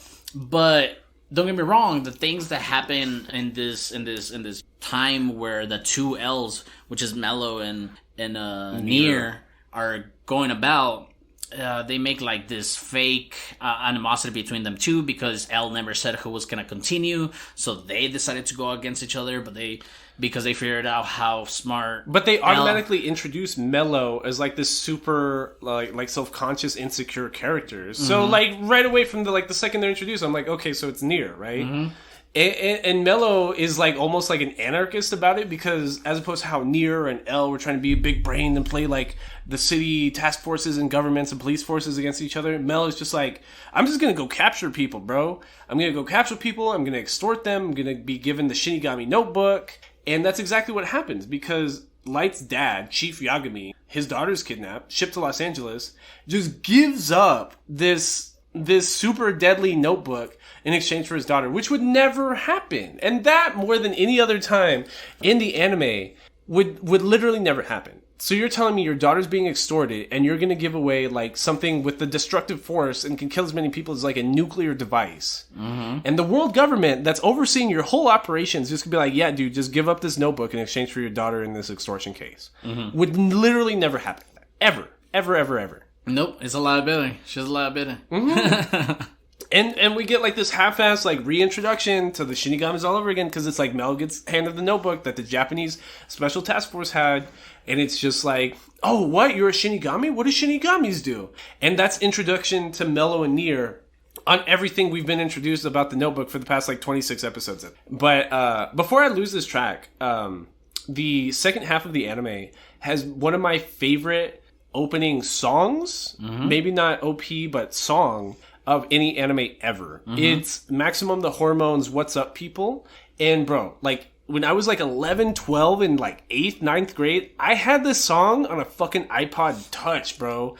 Like this was, it sounds like System of a Down, like new metal, American new metal, but in Japanese. Like it was, And I totally forgot it existed because I was obsessed with the song, but it like unlocked a piece of my brain once I started the second half of the anime. I was just like, oh shit. Like I was freaking out while doing the dishes. I was like, oh shit, it's this song. Like this is like one of my favorite songs ever, and I forgot it existed. I guess I never really paid attention to like when I had recently watched Death Note. I guess I never really paid attention to the openings and stuff like that. Mm-hmm. But with context of this anime insisting of how cool they are and how big brain they are, and that being connected to the nerds that we know and love that are very eccentric like that. Yeah, it just makes it a little bit too cringy. Yeah, it's for the entire anime. Because I like the song, but I see what you mean. Like, I feel like I wasn't paying attention to the animation, but I was paying attention to the song until you pointed it out to me, like, Friday. And I go back and watch the opening sequence because I still needed to watch the last episode 37. And I was like, yo, this is bad. Like, it's literally, like, chair spinning, bright flashing lights, L being cool and being eccentric and weird, while Light's, like, smart and brooding and emo. And that's, like, what you're talking about. Like, that's what a nerd thinks would be cool, right? Mm-hmm. And I was watching it, I'm like, oh, fuck. Until you showed me that video. Because you were like, no, man, you're tripping. I sent you the actual music video to the What's Up People music video. Correct. And I'm looking at it, I'm like, god damn, this is like corn. Yeah. That's what I'm saying. It's like Japanese new metal. Yeah, it's fucking crazy. And I'm like, okay, I can almost forget that this is the opening song to Death Note. Mm-hmm. You know? But it's good. Yeah, it's super dope. Mm-hmm. It's super dope. And it's fucked up that, like, because I remember at the time, Maximum the Hormone put out, like, a whole album. Like, I remember walking to a Hot Topic and being able to buy a Maximum the Hormone t-shirt. You know what I mean? Like, that dating myself a little bit. Like, that's when, like, this shit was popping, right? When Hot Topic was rad. Yeah, when Hot Topic was, like, you really walk in, you're just like, this music is so scary and loud, and the incenses are so, like, overwhelming. My Mexican man was like, no, not there. I just remember being shocked the first time I went there. But this was like the kind of culture that was popping inside of a Hot Topic inside of 2008. Yeah. It was great. Yeah, which is funny. Punk anarchy. I love it. And it's just it's ironic that this song is attached to the latter half of Death Note, because the latter half of Death Note is such like a spiraling downwards. Like, it really feels like we're just flushing this story down the toilet, because it's like, okay, he's L all over again. Nier is L all over again. So he's just able to outsmart Light and finally like press him in a singular situation, because the whole time we were with L, he knew Light was Kira, right? But he never took the initiative to like really press him and put him in this super confining situation and like pressuring him so that he couldn't kill anybody and exposing him at that same time. They were still trying to figure out how he was killing people. They were still trying to figure out. And by the time he figured it out, it was like kind of too late and all that stuff. But Nier just kind of like does that. And he outsmarts L, outsmarts Kira, outsmarts Light, puts him inside of a warehouse where, okay, here's my biggest issue with Death Note, the anime, is the ending. So what's happening is, the voice of Kira, this girl that Light is pretending to date, because after he exposes himself as Kira, she's now dedicated to him. There's now this fourth Kira that Light gave her the notebook and gave Misa the notebook, made Misa ship out the notebook to somebody that was appearing on television and like dedicating himself to the Kira cause and saying how righteous and justice Kira was. Light saw him on television, found his address, shipped a notebook to him, and was like, hey, you are the new arm of Kira. You are going to start killing people on my behalf. This random lawyer starts killing tens of thousands of people with the same notebook that Light was using. And that alleviates like suspicion of Light being Kira. It almost reminded me of like The Devil's Advocate with Keanu. I never actually watched the ending. Oh, really good movie. No, but I did hear it was really good. But yeah, it's this kind of like, I'm killing people at arm's length through you. Mm-hmm. So then what ends up happening is Light then instructs him to start writing in a fake notebook, because he knows that Nier is going to start investigating him. So he hides like 4 or 5 pages inside of a lockbox at a bank. And he's still writing his names in a fake notebook that he keeps in his work locker. Nier's investigative force finds the fake notebook and is like, yeah, dude, this guy's totally Kira, blah, blah, blah, blah, blah. But at that same time, L is letting he's tying up loose ends. So he kills the voice of Kira, who knows that Light is Kira, and he thinks he's going to expose her, and he knows that Mello's going to kidnap her, has her killed. But the way he gets caught is the piece of paper that's in his watch. When they're on the way to go get her after she's kidnapped, he writes her name down, burns the building down. But this fourth Kira, thinking that he's protecting the original Kira, protecting Light, goes to the bank where his lockbox is located, writes down this girl's name, the voice of Kira, inside of the 4 or 5 pages that he has inside of the lockbox. A member of Nier's task force notices that's the only time he's looking suspicious, like he's worried that he's being tailed, realizes that that's where the real notebook must be located. So just that one expression and that one point of like trying not to get caught leads Nier's task force to break in to that lockbox, which would never happen. Like, have you ever been to a bank, bro? Like, if I were to walk into my local Wells Fargo right now and try to ask to get into somebody else's lockbox, it's never going to happen. No. It doesn't even matter what task force, what arm of the military, what cop, it would never happen, which is the point of a lockbox. Yeah. So that lets them swap out those 4 or 5 pages for a fake 4 or 5 pages, which they copied his handwriting in so he wouldn't be suspicious. And both task forces, both Nier's task forces and L's task force, meet in a warehouse outside of Tokyo. Because L has gotten everybody in one place, this fourth Kira is supposed to show up, use his Shinigami eyes, write everybody's name down, and that's how Light's going to get away with it.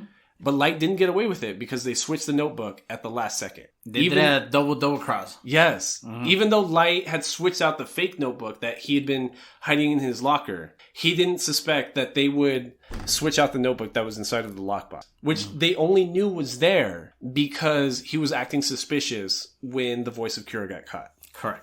And yeah, it is a very flushed down ending to what could be a good story if it got into like the Brotherhood treatment. You know what I'm saying? Yeah. But it does drag in a lot of spots, and now we see like full circle. The hand of Kira comes into the warehouse because Nier it's positive that the notebook that he wrote the names in is not the real notebook. So he walks in there. Kira is still being fake and was like, "Hey, you, what did you do, you Kira guy? How long ago did you wrote those names in there?" And he counts down 35, said 36, 37. Because I don't even think we've described it, but after 40 seconds of writing somebody's name, they're supposed to die. Correct. By heart attack. Yeah.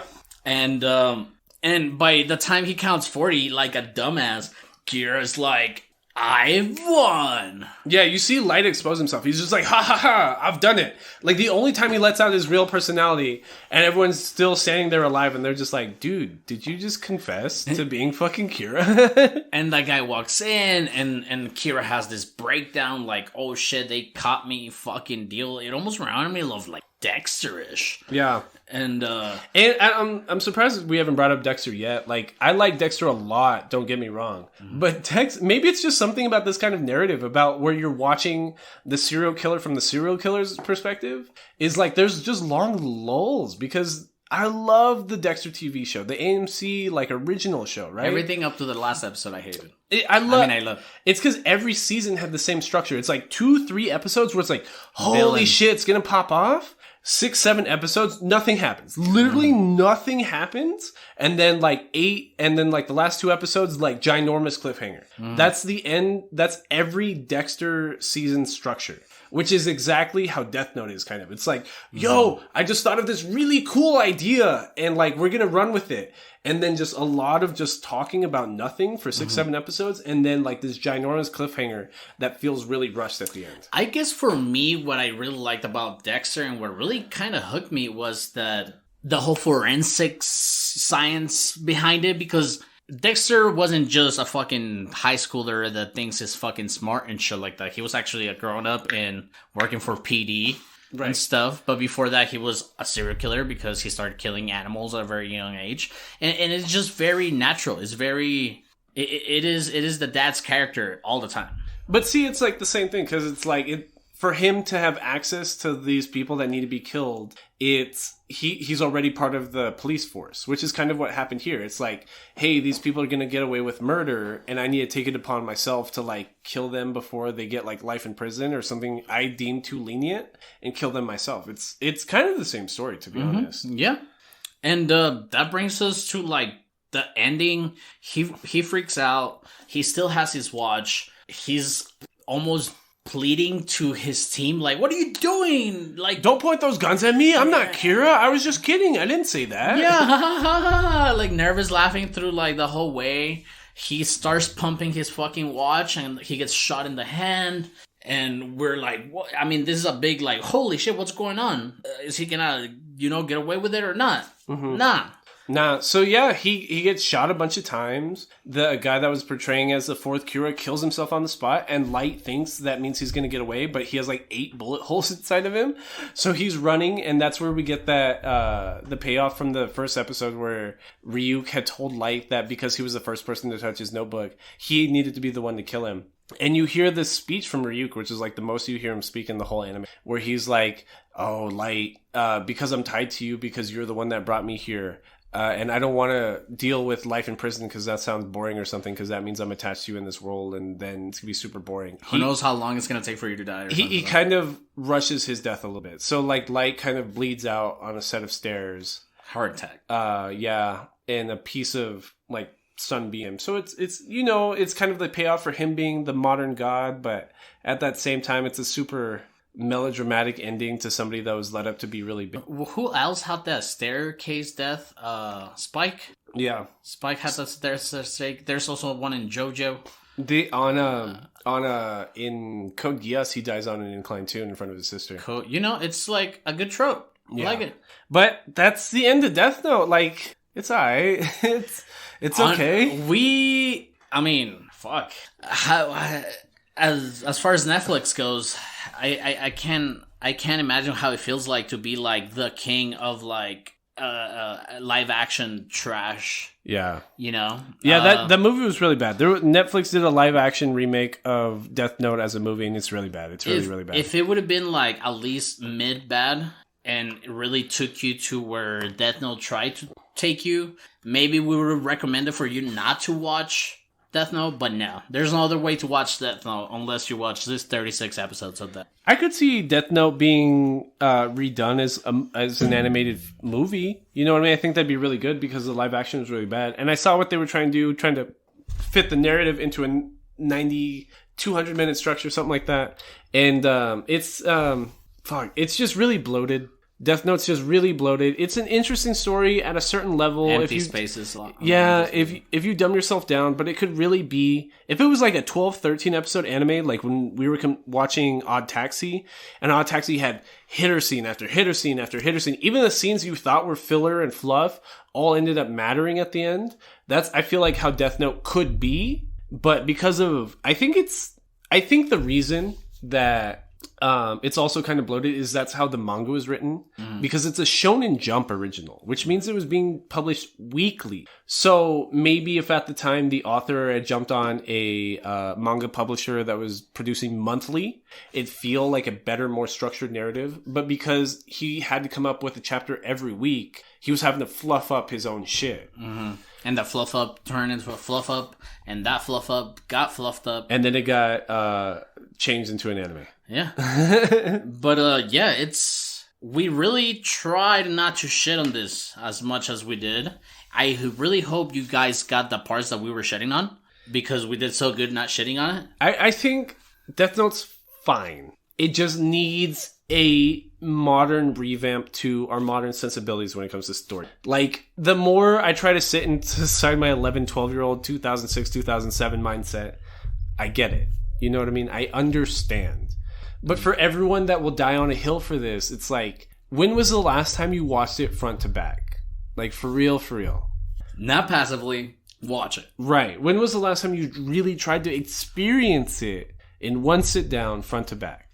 And to Valentine's point, like, this is not something I would introduce anybody as a newcomer to anime. No. I just had a conversation with my cousin that he's just barely getting into like Attack on Titan and some other shit. I'm like, dude, really good shit to start with. Yeah. You know what I'm saying? But yeah, that brings us to the Nerd Down. Nerd Down. Nerd Down.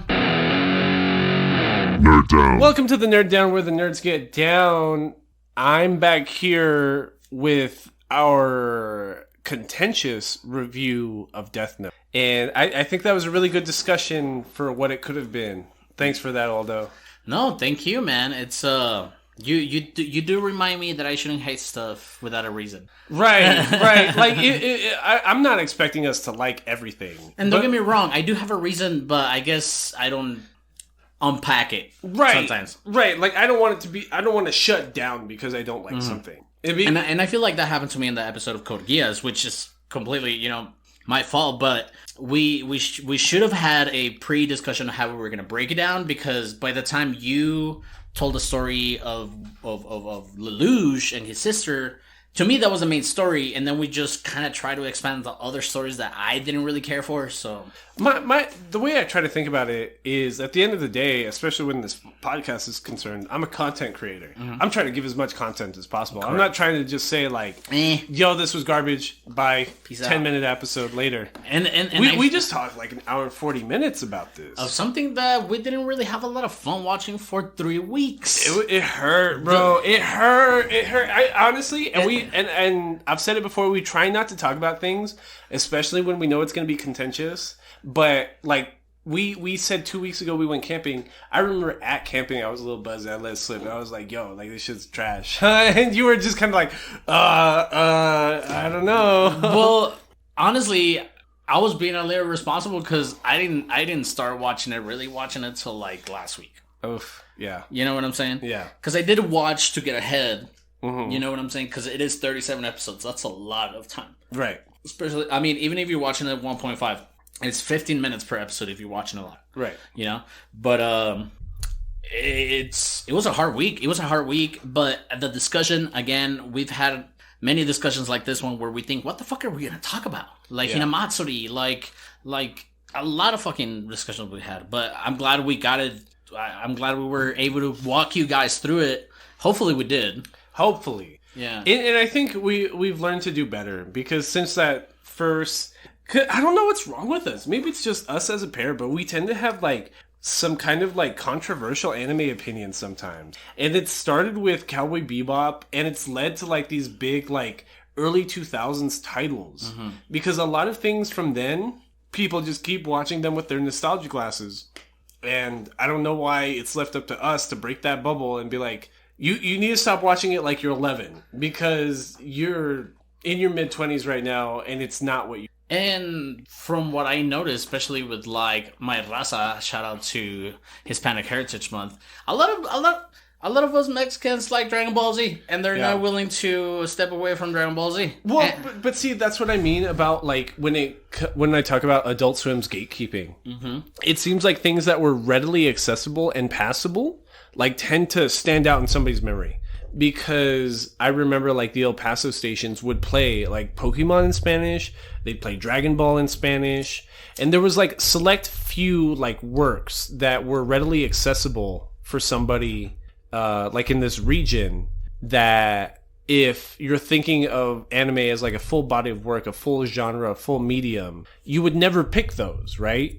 Correct. Yeah, because I feel like the more anime you watch, and I hope there's a lot of people that watch different kind of anime and not just the same anime. We know people like John that really like ReZero, but he also watches a lot more stuff than that. But that's the one that he really likes. John got me excited on Twitter yesterday because he was watching, I forget who he was watching. He quoted a YouTuber that was describing BoJack Horseman as the American Neon Genesis Evangelion, and I was like, bro, that's perfect.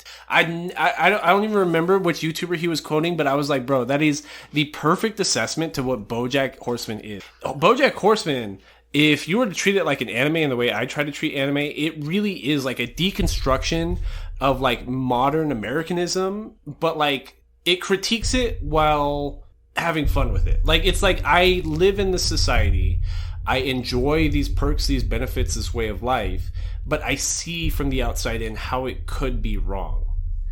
And that's how BoJack Horseman feels, and that's how NGE felt a little bit. It is. I do like what is it? BoJack Horseman? I do like it. I haven't revisited it, but I do like it. I've probably seen season 1 of BoJack Horseman maybe like 6-7 times at this point. I've seen a lot of shows a lot of times.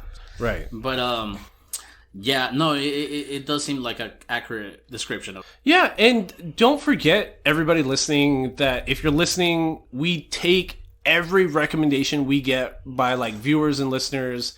We prioritize those. Always. We've seen some bum-ass titles just because somebody random on our Twitter page was like, hey, you need to watch this now. It gets exhausting trying to think of and trying to put up together a schedule with our own fucking sense of what anime we should watch. You know what I'm saying? Right, and just going into that for the next couple of weeks, we're going to have one of our favorite followers, Robbie, on to talk about season 1 of Yu Yu Hakusho this coming weekend for episode 62.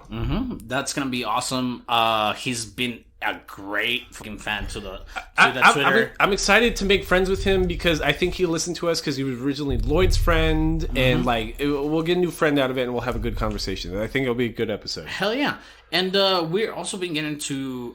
Please follow us on BetweenNerds Twitter. Well, don't we have a guest like the next week too? Yeah, we do. Rachel. Right, we're gonna be Rachel is gonna be our guest, who's again been an active listener since week 1, and we're going to be watching the most recent release, anime adaptation, whatever you want to call it, of Fruits Basket. I never heard of it. You never heard of Fruits Basket? No. I remember Fruits Basket because when I was like 11, I remember a girl I had a crush on in 6th grade was absolutely obsessed with it, and I just heard about it nonstop because I was just always trying to hang out with her. Cool. You were like, nice, cool. Yeah, like that sounds dope. Cool. The animals are people too, and she like falls in love with them. Oh yeah, that's great. Super dope. Super. That's like the best story I've ever heard. No, but I'm excited to have her on too. She does like all the other anime, but like we said before, we're willing to watch somebody's favorite anime. It has to be their favorite anime for some fucking reason. A lot of people like to, gatekeep a lot of shit, but like, if it made you feel some type of way, I'm looking forward to make me feel some type of way. And if you're locally based, like, we're welcome to have you as a guest as long as you're not fucking weird or anything. Because that's specifically why we're having Robbie and Rachel on these next couple weeks. Because Robbie talks nonstop about Yu Yu Hakusho. And I know even Valentin's talked about it nonstop. And I think introducing new voices to the podcast is going to be a really good. No, yeah, and I'm like we said before, this is like a bar conversation on anime, so yeah, I'm not to do that. But yes, please follow us on Twitter, TikTok, Instagram at BetweenNerds. Give us a shout out on email at BetweenNerdsPodcast@gmail.com. And don't forget to use hashtag Diabetic Nerds. That's DIABETIC Nerds. Yes. On either Twitter or Instagram. And we will enter you into our September giveaway, and then we will be donating to the El Paso Diabetic Association Incorporated for every like and retweet. So it's a good cause. Yes, and I would like to bring something up. I mean, we just recently got the Matrix fucking trailer for the new Resurrection, I believe. Right, whatever Matrix 4 is being called. Yeah, Matrix 4. And we've brought up Matrix a lot in our podcast. We brought it up a lot, too, the week that we watched Ghost in the Shell. Yeah. And also with this other anime like Beastars, how they do the 3D camera around like a fighting scene or something like that. Yeah. I recently watched Matrix, the first one. And let me tell you, bro, the power scaling in the movie is great. I saw a lot of people even today on Twitter talking about the old Matrix video games, because apparently those are canon. Mm-hmm. That's why in the new trailer, like, we don't have the same Morpheus actor because he died in one of the games. He's like a reboot of... Right, because like the thing about the Matrix is that it has different phases and different reboots because it can't always be 1999 all the time. Mm-hmm. And that's what's crazy about it. And I think maybe in the next like 3-4 weeks, we should make a point to watch the movie, the Matrix movie, which is an amalgamation of different original video adaptation shorts of Matrix anime pieces, episodes done by different studios. Correct. And what's that called? Madhouse. No. It's but the DNA production. What are you talking about? The Animatrix. Yeah, Animatrix. It's called Animatrix. Animatrix, and like I said, the Wachowski sisters, I believe, they were involved in the project. They got Madhouse involved. They got DNA Productions involved. Probably like 5 different studios that did these short stories that we're seeing. And I brought it up to you because, to me, I feel like Matrix is such a pop culture center that needs a little, a conversation. And like we said before, it's the BetweenNerds brand should expand more than to anime is, and I feel like this is a really good segue to that. I think it would be really good, and it reminds me a lot of how the new Star Wars? Yeah, the new Star Wars show is going to be, where it's just a bunch of different animated shorts and episodes done by different anime studios, and the Wachowski sisters were doing this in the early 2000s with The Matrix, so that'd be super. Yeah, and I don't know what else. I've been playing a lot of Mega Man. That's cool. Which one? Mega Man X series? Oh, I used to watch a lot of the Mega Man X series. I remember I used to try to look in magazines for cheat codes for Mega Man X games because I thought they were really hard. But something I've been getting into is I totally forgot that we're almost at the end of this anime season. So I had to look into stuff coming out in fall 2021, and I totally forgot that Season 2 of Demon Slayer is starting this week, which is my favorite part of the manga. I've read the entire 280 whatever chapters of the manga, and the part with the sound pillar is my favorite part. That's up to where I read in the manga, right? To the sound pillar, yeah, which is super cool. I'm excited to see. I haven't finished the manga. I know it's a fucking great manga, and shout out to the creator. She just walked away from the whole industry. She walked away from the whole industry. She was like, fuck the bullshit. I made a classic. I'm dipping by. And that's in direct opposition to JoJo's Part 6 that Araki's been working on nonstop since the fucking 80s for the past 40 fucking years or whatever. And JoJo's Part 6 is the only part I've read front to back. And I think it's super fun that we're getting it all at once on Netflix in December. And it's not only that. What studio is it? Orange?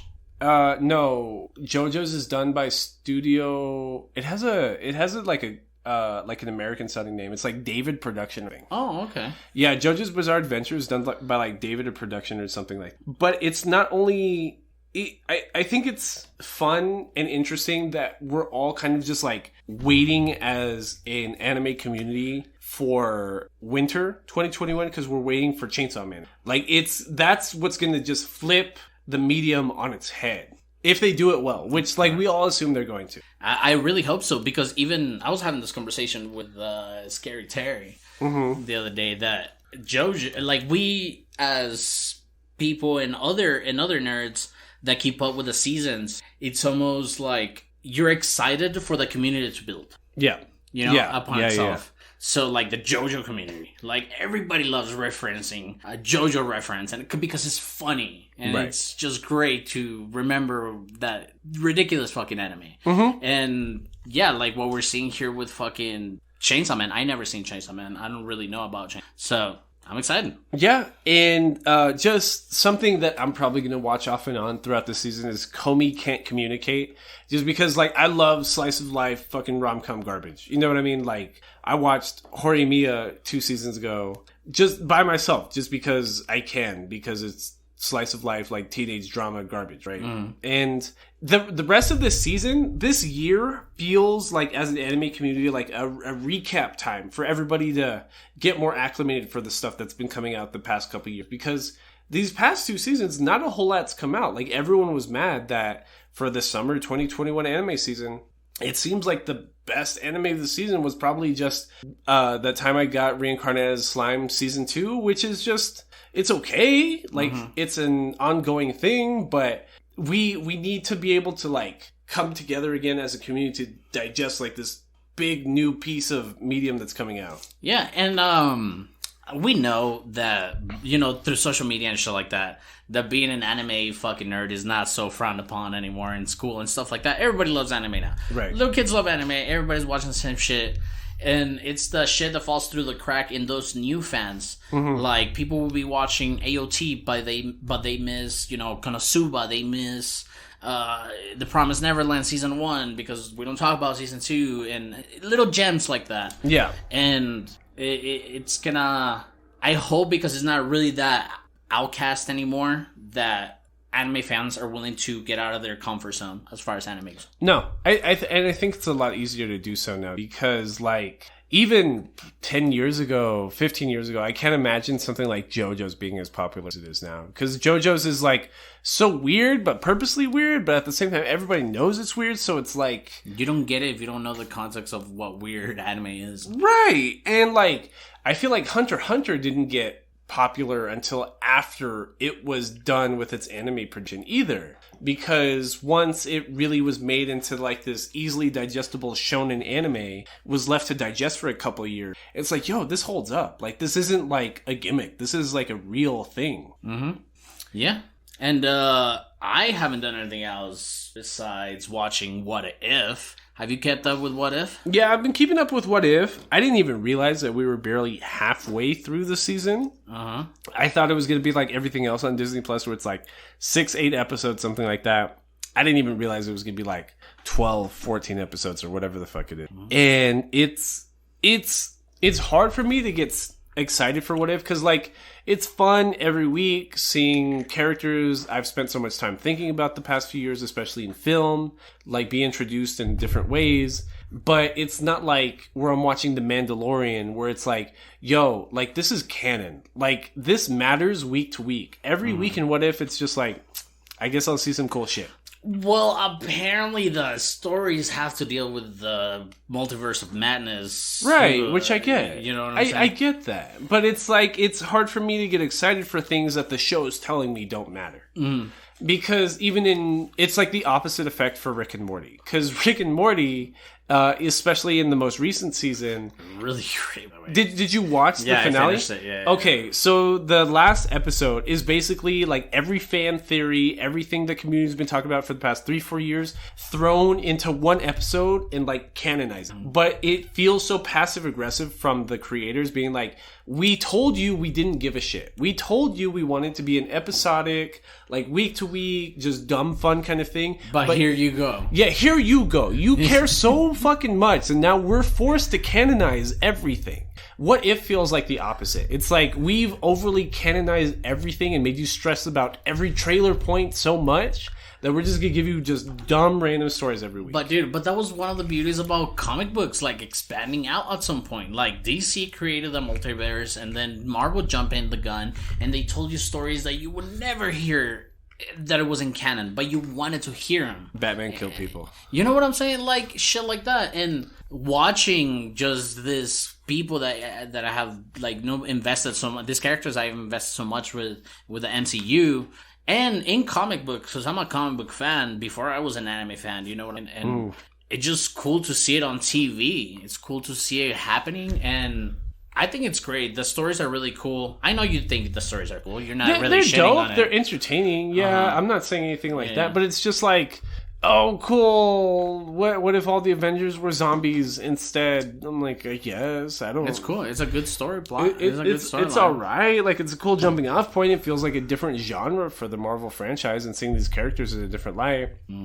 But do I when I pause it because I'm gonna go like get a snack or something? Am I like, oh my god, I'm so excited to sit back down? Like, not really. Like, this has no weight for me. This has no investment. There's no risk. Yeah, there's no risk. It's like, okay, everything's just gonna reset next week too. But Rick and Morty. Back to Rick and Morty. How they canonized that whole fucking series. The first episode to the first part of the finale was like him breaking up with Morty. This is like the most actual like backstory we've gotten from a season of Rick and Morty, because basically it's like we learn that Rick had an assistant before Morty, and we learn that Rick is from the beginning of season 2 or season 3, whatever it was, where they set up that fake backstory about how Rick's family got killed, and that's why he started going into the multiverse to find worlds where his daughter was still alive and his wife. and he finds those worlds, but he creates a whole society where not only are they jumping between dimensions and between worlds, but they're only interacting with worlds where the daughter and the mom don't die from this rogue Rick. Correct. And they really simplify the whole portal gun thing. Yeah. Because the reason we're led to believe that Rick is the most intelligent person in the universe is because they're only teleporting to versions of the universe where Rick is the smartest person in that universe. Right. Yeah, and it just breaks down everything. Like, it just opens up a whole new world of the evil the evil Rick, the evil Morty, that was established in like Morty. season 1, that we were led to believe to be the Mayor Morty, that's the leader of the Citadel, is literally every fan theory that he really is the same character, and he's just been trying to escape this multiverse created by Rick. Right, this loop of multiverses that only go to like basically the same resulting multiverse. And he finally escapes out of that into a universe where Rick isn't the smartest person. And it not only does that, but it actually lays like groundwork for midway through the season where they set up how Rick met Bird Person and this multi-war universe thing, and how do the Mortys keep coming back, because they have raised like cattle a like farm of Mortys that they just keep raising, because they keep forcing Jerry's and Beth's to get married to create Mortys, because they block out the Omega wavelength or whatever the fuck they established in season 2. And I think it does what the authors wanted. The stupid waves. Yeah, because and the smart waves, the creators of Rick and Morty, like Dan Harmon and Justin Roiland, have said multiple times, they're like, we hate that everyone keeps trying to canonize. We just want to do dumb, fun, week-to-week fucking episode. But now that this evil Morty has escaped like this loop of multiverses where Rick is the smartest person, we can finally start having episodic episodes where Rick is a smart guy, but he's not the smartest person in the universe. And it's just like scaling back. It's... Honestly, who knows? They might not even touch on the subject till later the fuck on. Yeah, who knows? But it really feels like that's the best solution they came up with for getting the fan base off their back. And they express that to Rick. They're like, fuck, I don't like doing like canonized fucking storytelling. And I don't know, it's just fucking hilarious. It's a great show. Me and V started watching Game of Thrones. We are proudly in episode 2 of season. So you watched one episode. You haven't been watching it. Huh? You watched one episode. Well, you haven't been watching it. Well, we have a baby. We have to take care of a baby. You know what I'm saying? I get it. It's an hour show. Well, before we get too far into Game of Thrones, I had one more point about the Rick and Morty thing. Justin Roiland he's the head producer for a Hulu original show called like fuck, I can't even remember what it's called. It's like Solar Opposites? Solar Opposites, thank you. That's just about aliens from another world, and it's the same voices from Rick and Morty. It's almost the same like structure. But like the thing about Solar Opposites is it tries doing the week to week kind of like just dumb fucking fun sci-fi Futurama episode thing.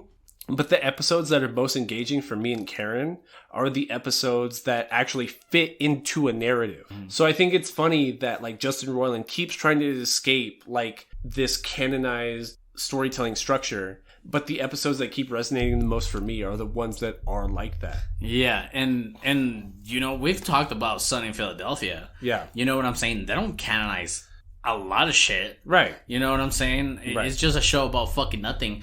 And I can see how in the animated industry, how Rick and Morty and the creators and Solar Opposites and their creators, they just want to do whatever they want to do. They just want to animate these random stories, but the fandom doesn't let them because it's so good. And I think they're also subject to how modern culture is, because The Simpsons 20, 30 years ago, nobody was jumping on YouTube to be like, this is my reaction and the potential canonization, blah, blah, blah, blah. Did you notice Bart's hey, ay caramba? Right.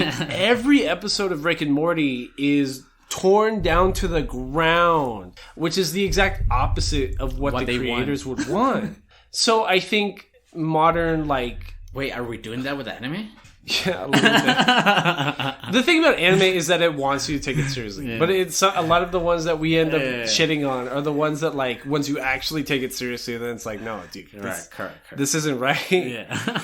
But American television has always told you flat out, like, since Simpsons, like, dude, do not take anything seriously ever. Please do not. Yes. So it's our fault. Yeah. We as a fandom are ruining what we love. Which again, that's what we do. Which again, like Game of Thrones, like if it was left alone and didn't get it, it's HBO. So it was meant to be a super popular pop culture phenomenon, right? But George R.R. Martin, when he was writing the books, he clearly never thought of it. He wanted to be a more extra version of Lord of the Rings or something, right? Which is why it's George R.R. Martin, like J.R.R. Tolkien. Like, he's literally stealing from the creator of Lord of the Rings, and he tells you that flat out. The rest of us, trying to give more value to it than it was supposed to have, fucked it up. Because now George R.R. Martin feels so detached from his work because it has this whole pop culture identity that he doesn't want to be even associated with. He's just like, bro, I was just writing about, like, just murder in the most extra ways possible. And all of a sudden I have, like, really famous people hitting me up asking for the resolution to this story. The fucking burdens of content creators now, huh? Like, you don't think about it this way. I mean, I'm a fan of stuff, but I'm not pushing for anything. I'm not like, this should have more Morty in it. This should have more dragons in it. Right. This should be not that. This, you know what I'm saying? I just feel like because everybody has a voice now on the internet, sometimes people but like... we do. I don't do that personally. Like, I don't get online, or I'm not like, about just like a movie that I don't like, or pressing something that is ongoing. I think, like, if you're a content creator or, like, I don't know how Hollywood executives fall for this pit, but they fall for the bait. Like, sometimes there's a super baity hot take that, like, reaches a lowest common denominator in terms of representation in people's hearts, where it's just like, Aquafina was totally just a funny cash grab and wasn't really necessary for the plot, which is true, but it's like, did it add to the experience? Yes, it did. Aquafina's character was fine. But because enough people feel half the same way, it gets that many likes, and then you as a Hollywood producer, you look at this tweet and you're like, what the fuck? As a member of, to lead a creative department and being an uncreative person, you just freak the fuck out. Just stay off the internet, bro. Yeah. Like, it really just feels like every content creator for, like, high-powered studios and high-powered work should just stay the fuck off the internet. Always. We would like to be more in the internet, so please give us a shout out. Any fucking social media, Twitter, TikTok, Instagram at BetweenNerds. Hit us up in our email. Please give us your takes on some of the anime we watch, or anime that you would like us to watch, at BetweenNerdsPodcast@gmail.com. Absolutely. If you have anything, just extra things you want us to touch on during the Nerd Down, like right now, just same way, reach out to us in any way possible. We'll talk about almost anything. Like Game of Thrones, I don't even want to talk plot-wise for you that much, because I'm on the second episode. Yeah, that's what I mean. It's like, I've read every backstory and every side novel. Like, I know exactly what the book's trying to get across, which is not what the show's trying to get across, but I'd rather you get to that point by yourself. Yes. Unlike One Piece that you keep running. I've never spoiled One Piece for you. And what's wild about One Piece right now is it's just like Arichiro Oda keeps putting out, like, little seeds of him trying to convince us that it's ending soon. But when I read it week to week, I'm just like, how? Like, there's like 30, 40 plot points that have been established over the past 20 years that I'm like, how are you going to get to these in the next 5-6 years? It really feels like the kind of thing that, like, could go on for another 50 years. I don't know what kind of budget they're running over there. Toei Animation? Toei Animation, but goddamn. And it's barely gotten good. And that's what's frustrating about, like, Toei Animation, because they used to animate Dragon Ball Z and the Dragon Ball movies. And Toei Animation, especially, if you were to watch one of the movies and then you watch the show seems much lower budget. And with Toei Animation and One Piece, the anime didn't feel like quality until episode 900, which came out like 2 years ago. So it's like, I don't know, maybe I just watched anime. I just have too much time to, like, shit on. It's great. That's great. But thank you guys for joining us in episode of 61. First episode of season 3 of Between Nerds. I can't wait for the rest of it. Thank you guys. This has been Between Nerds.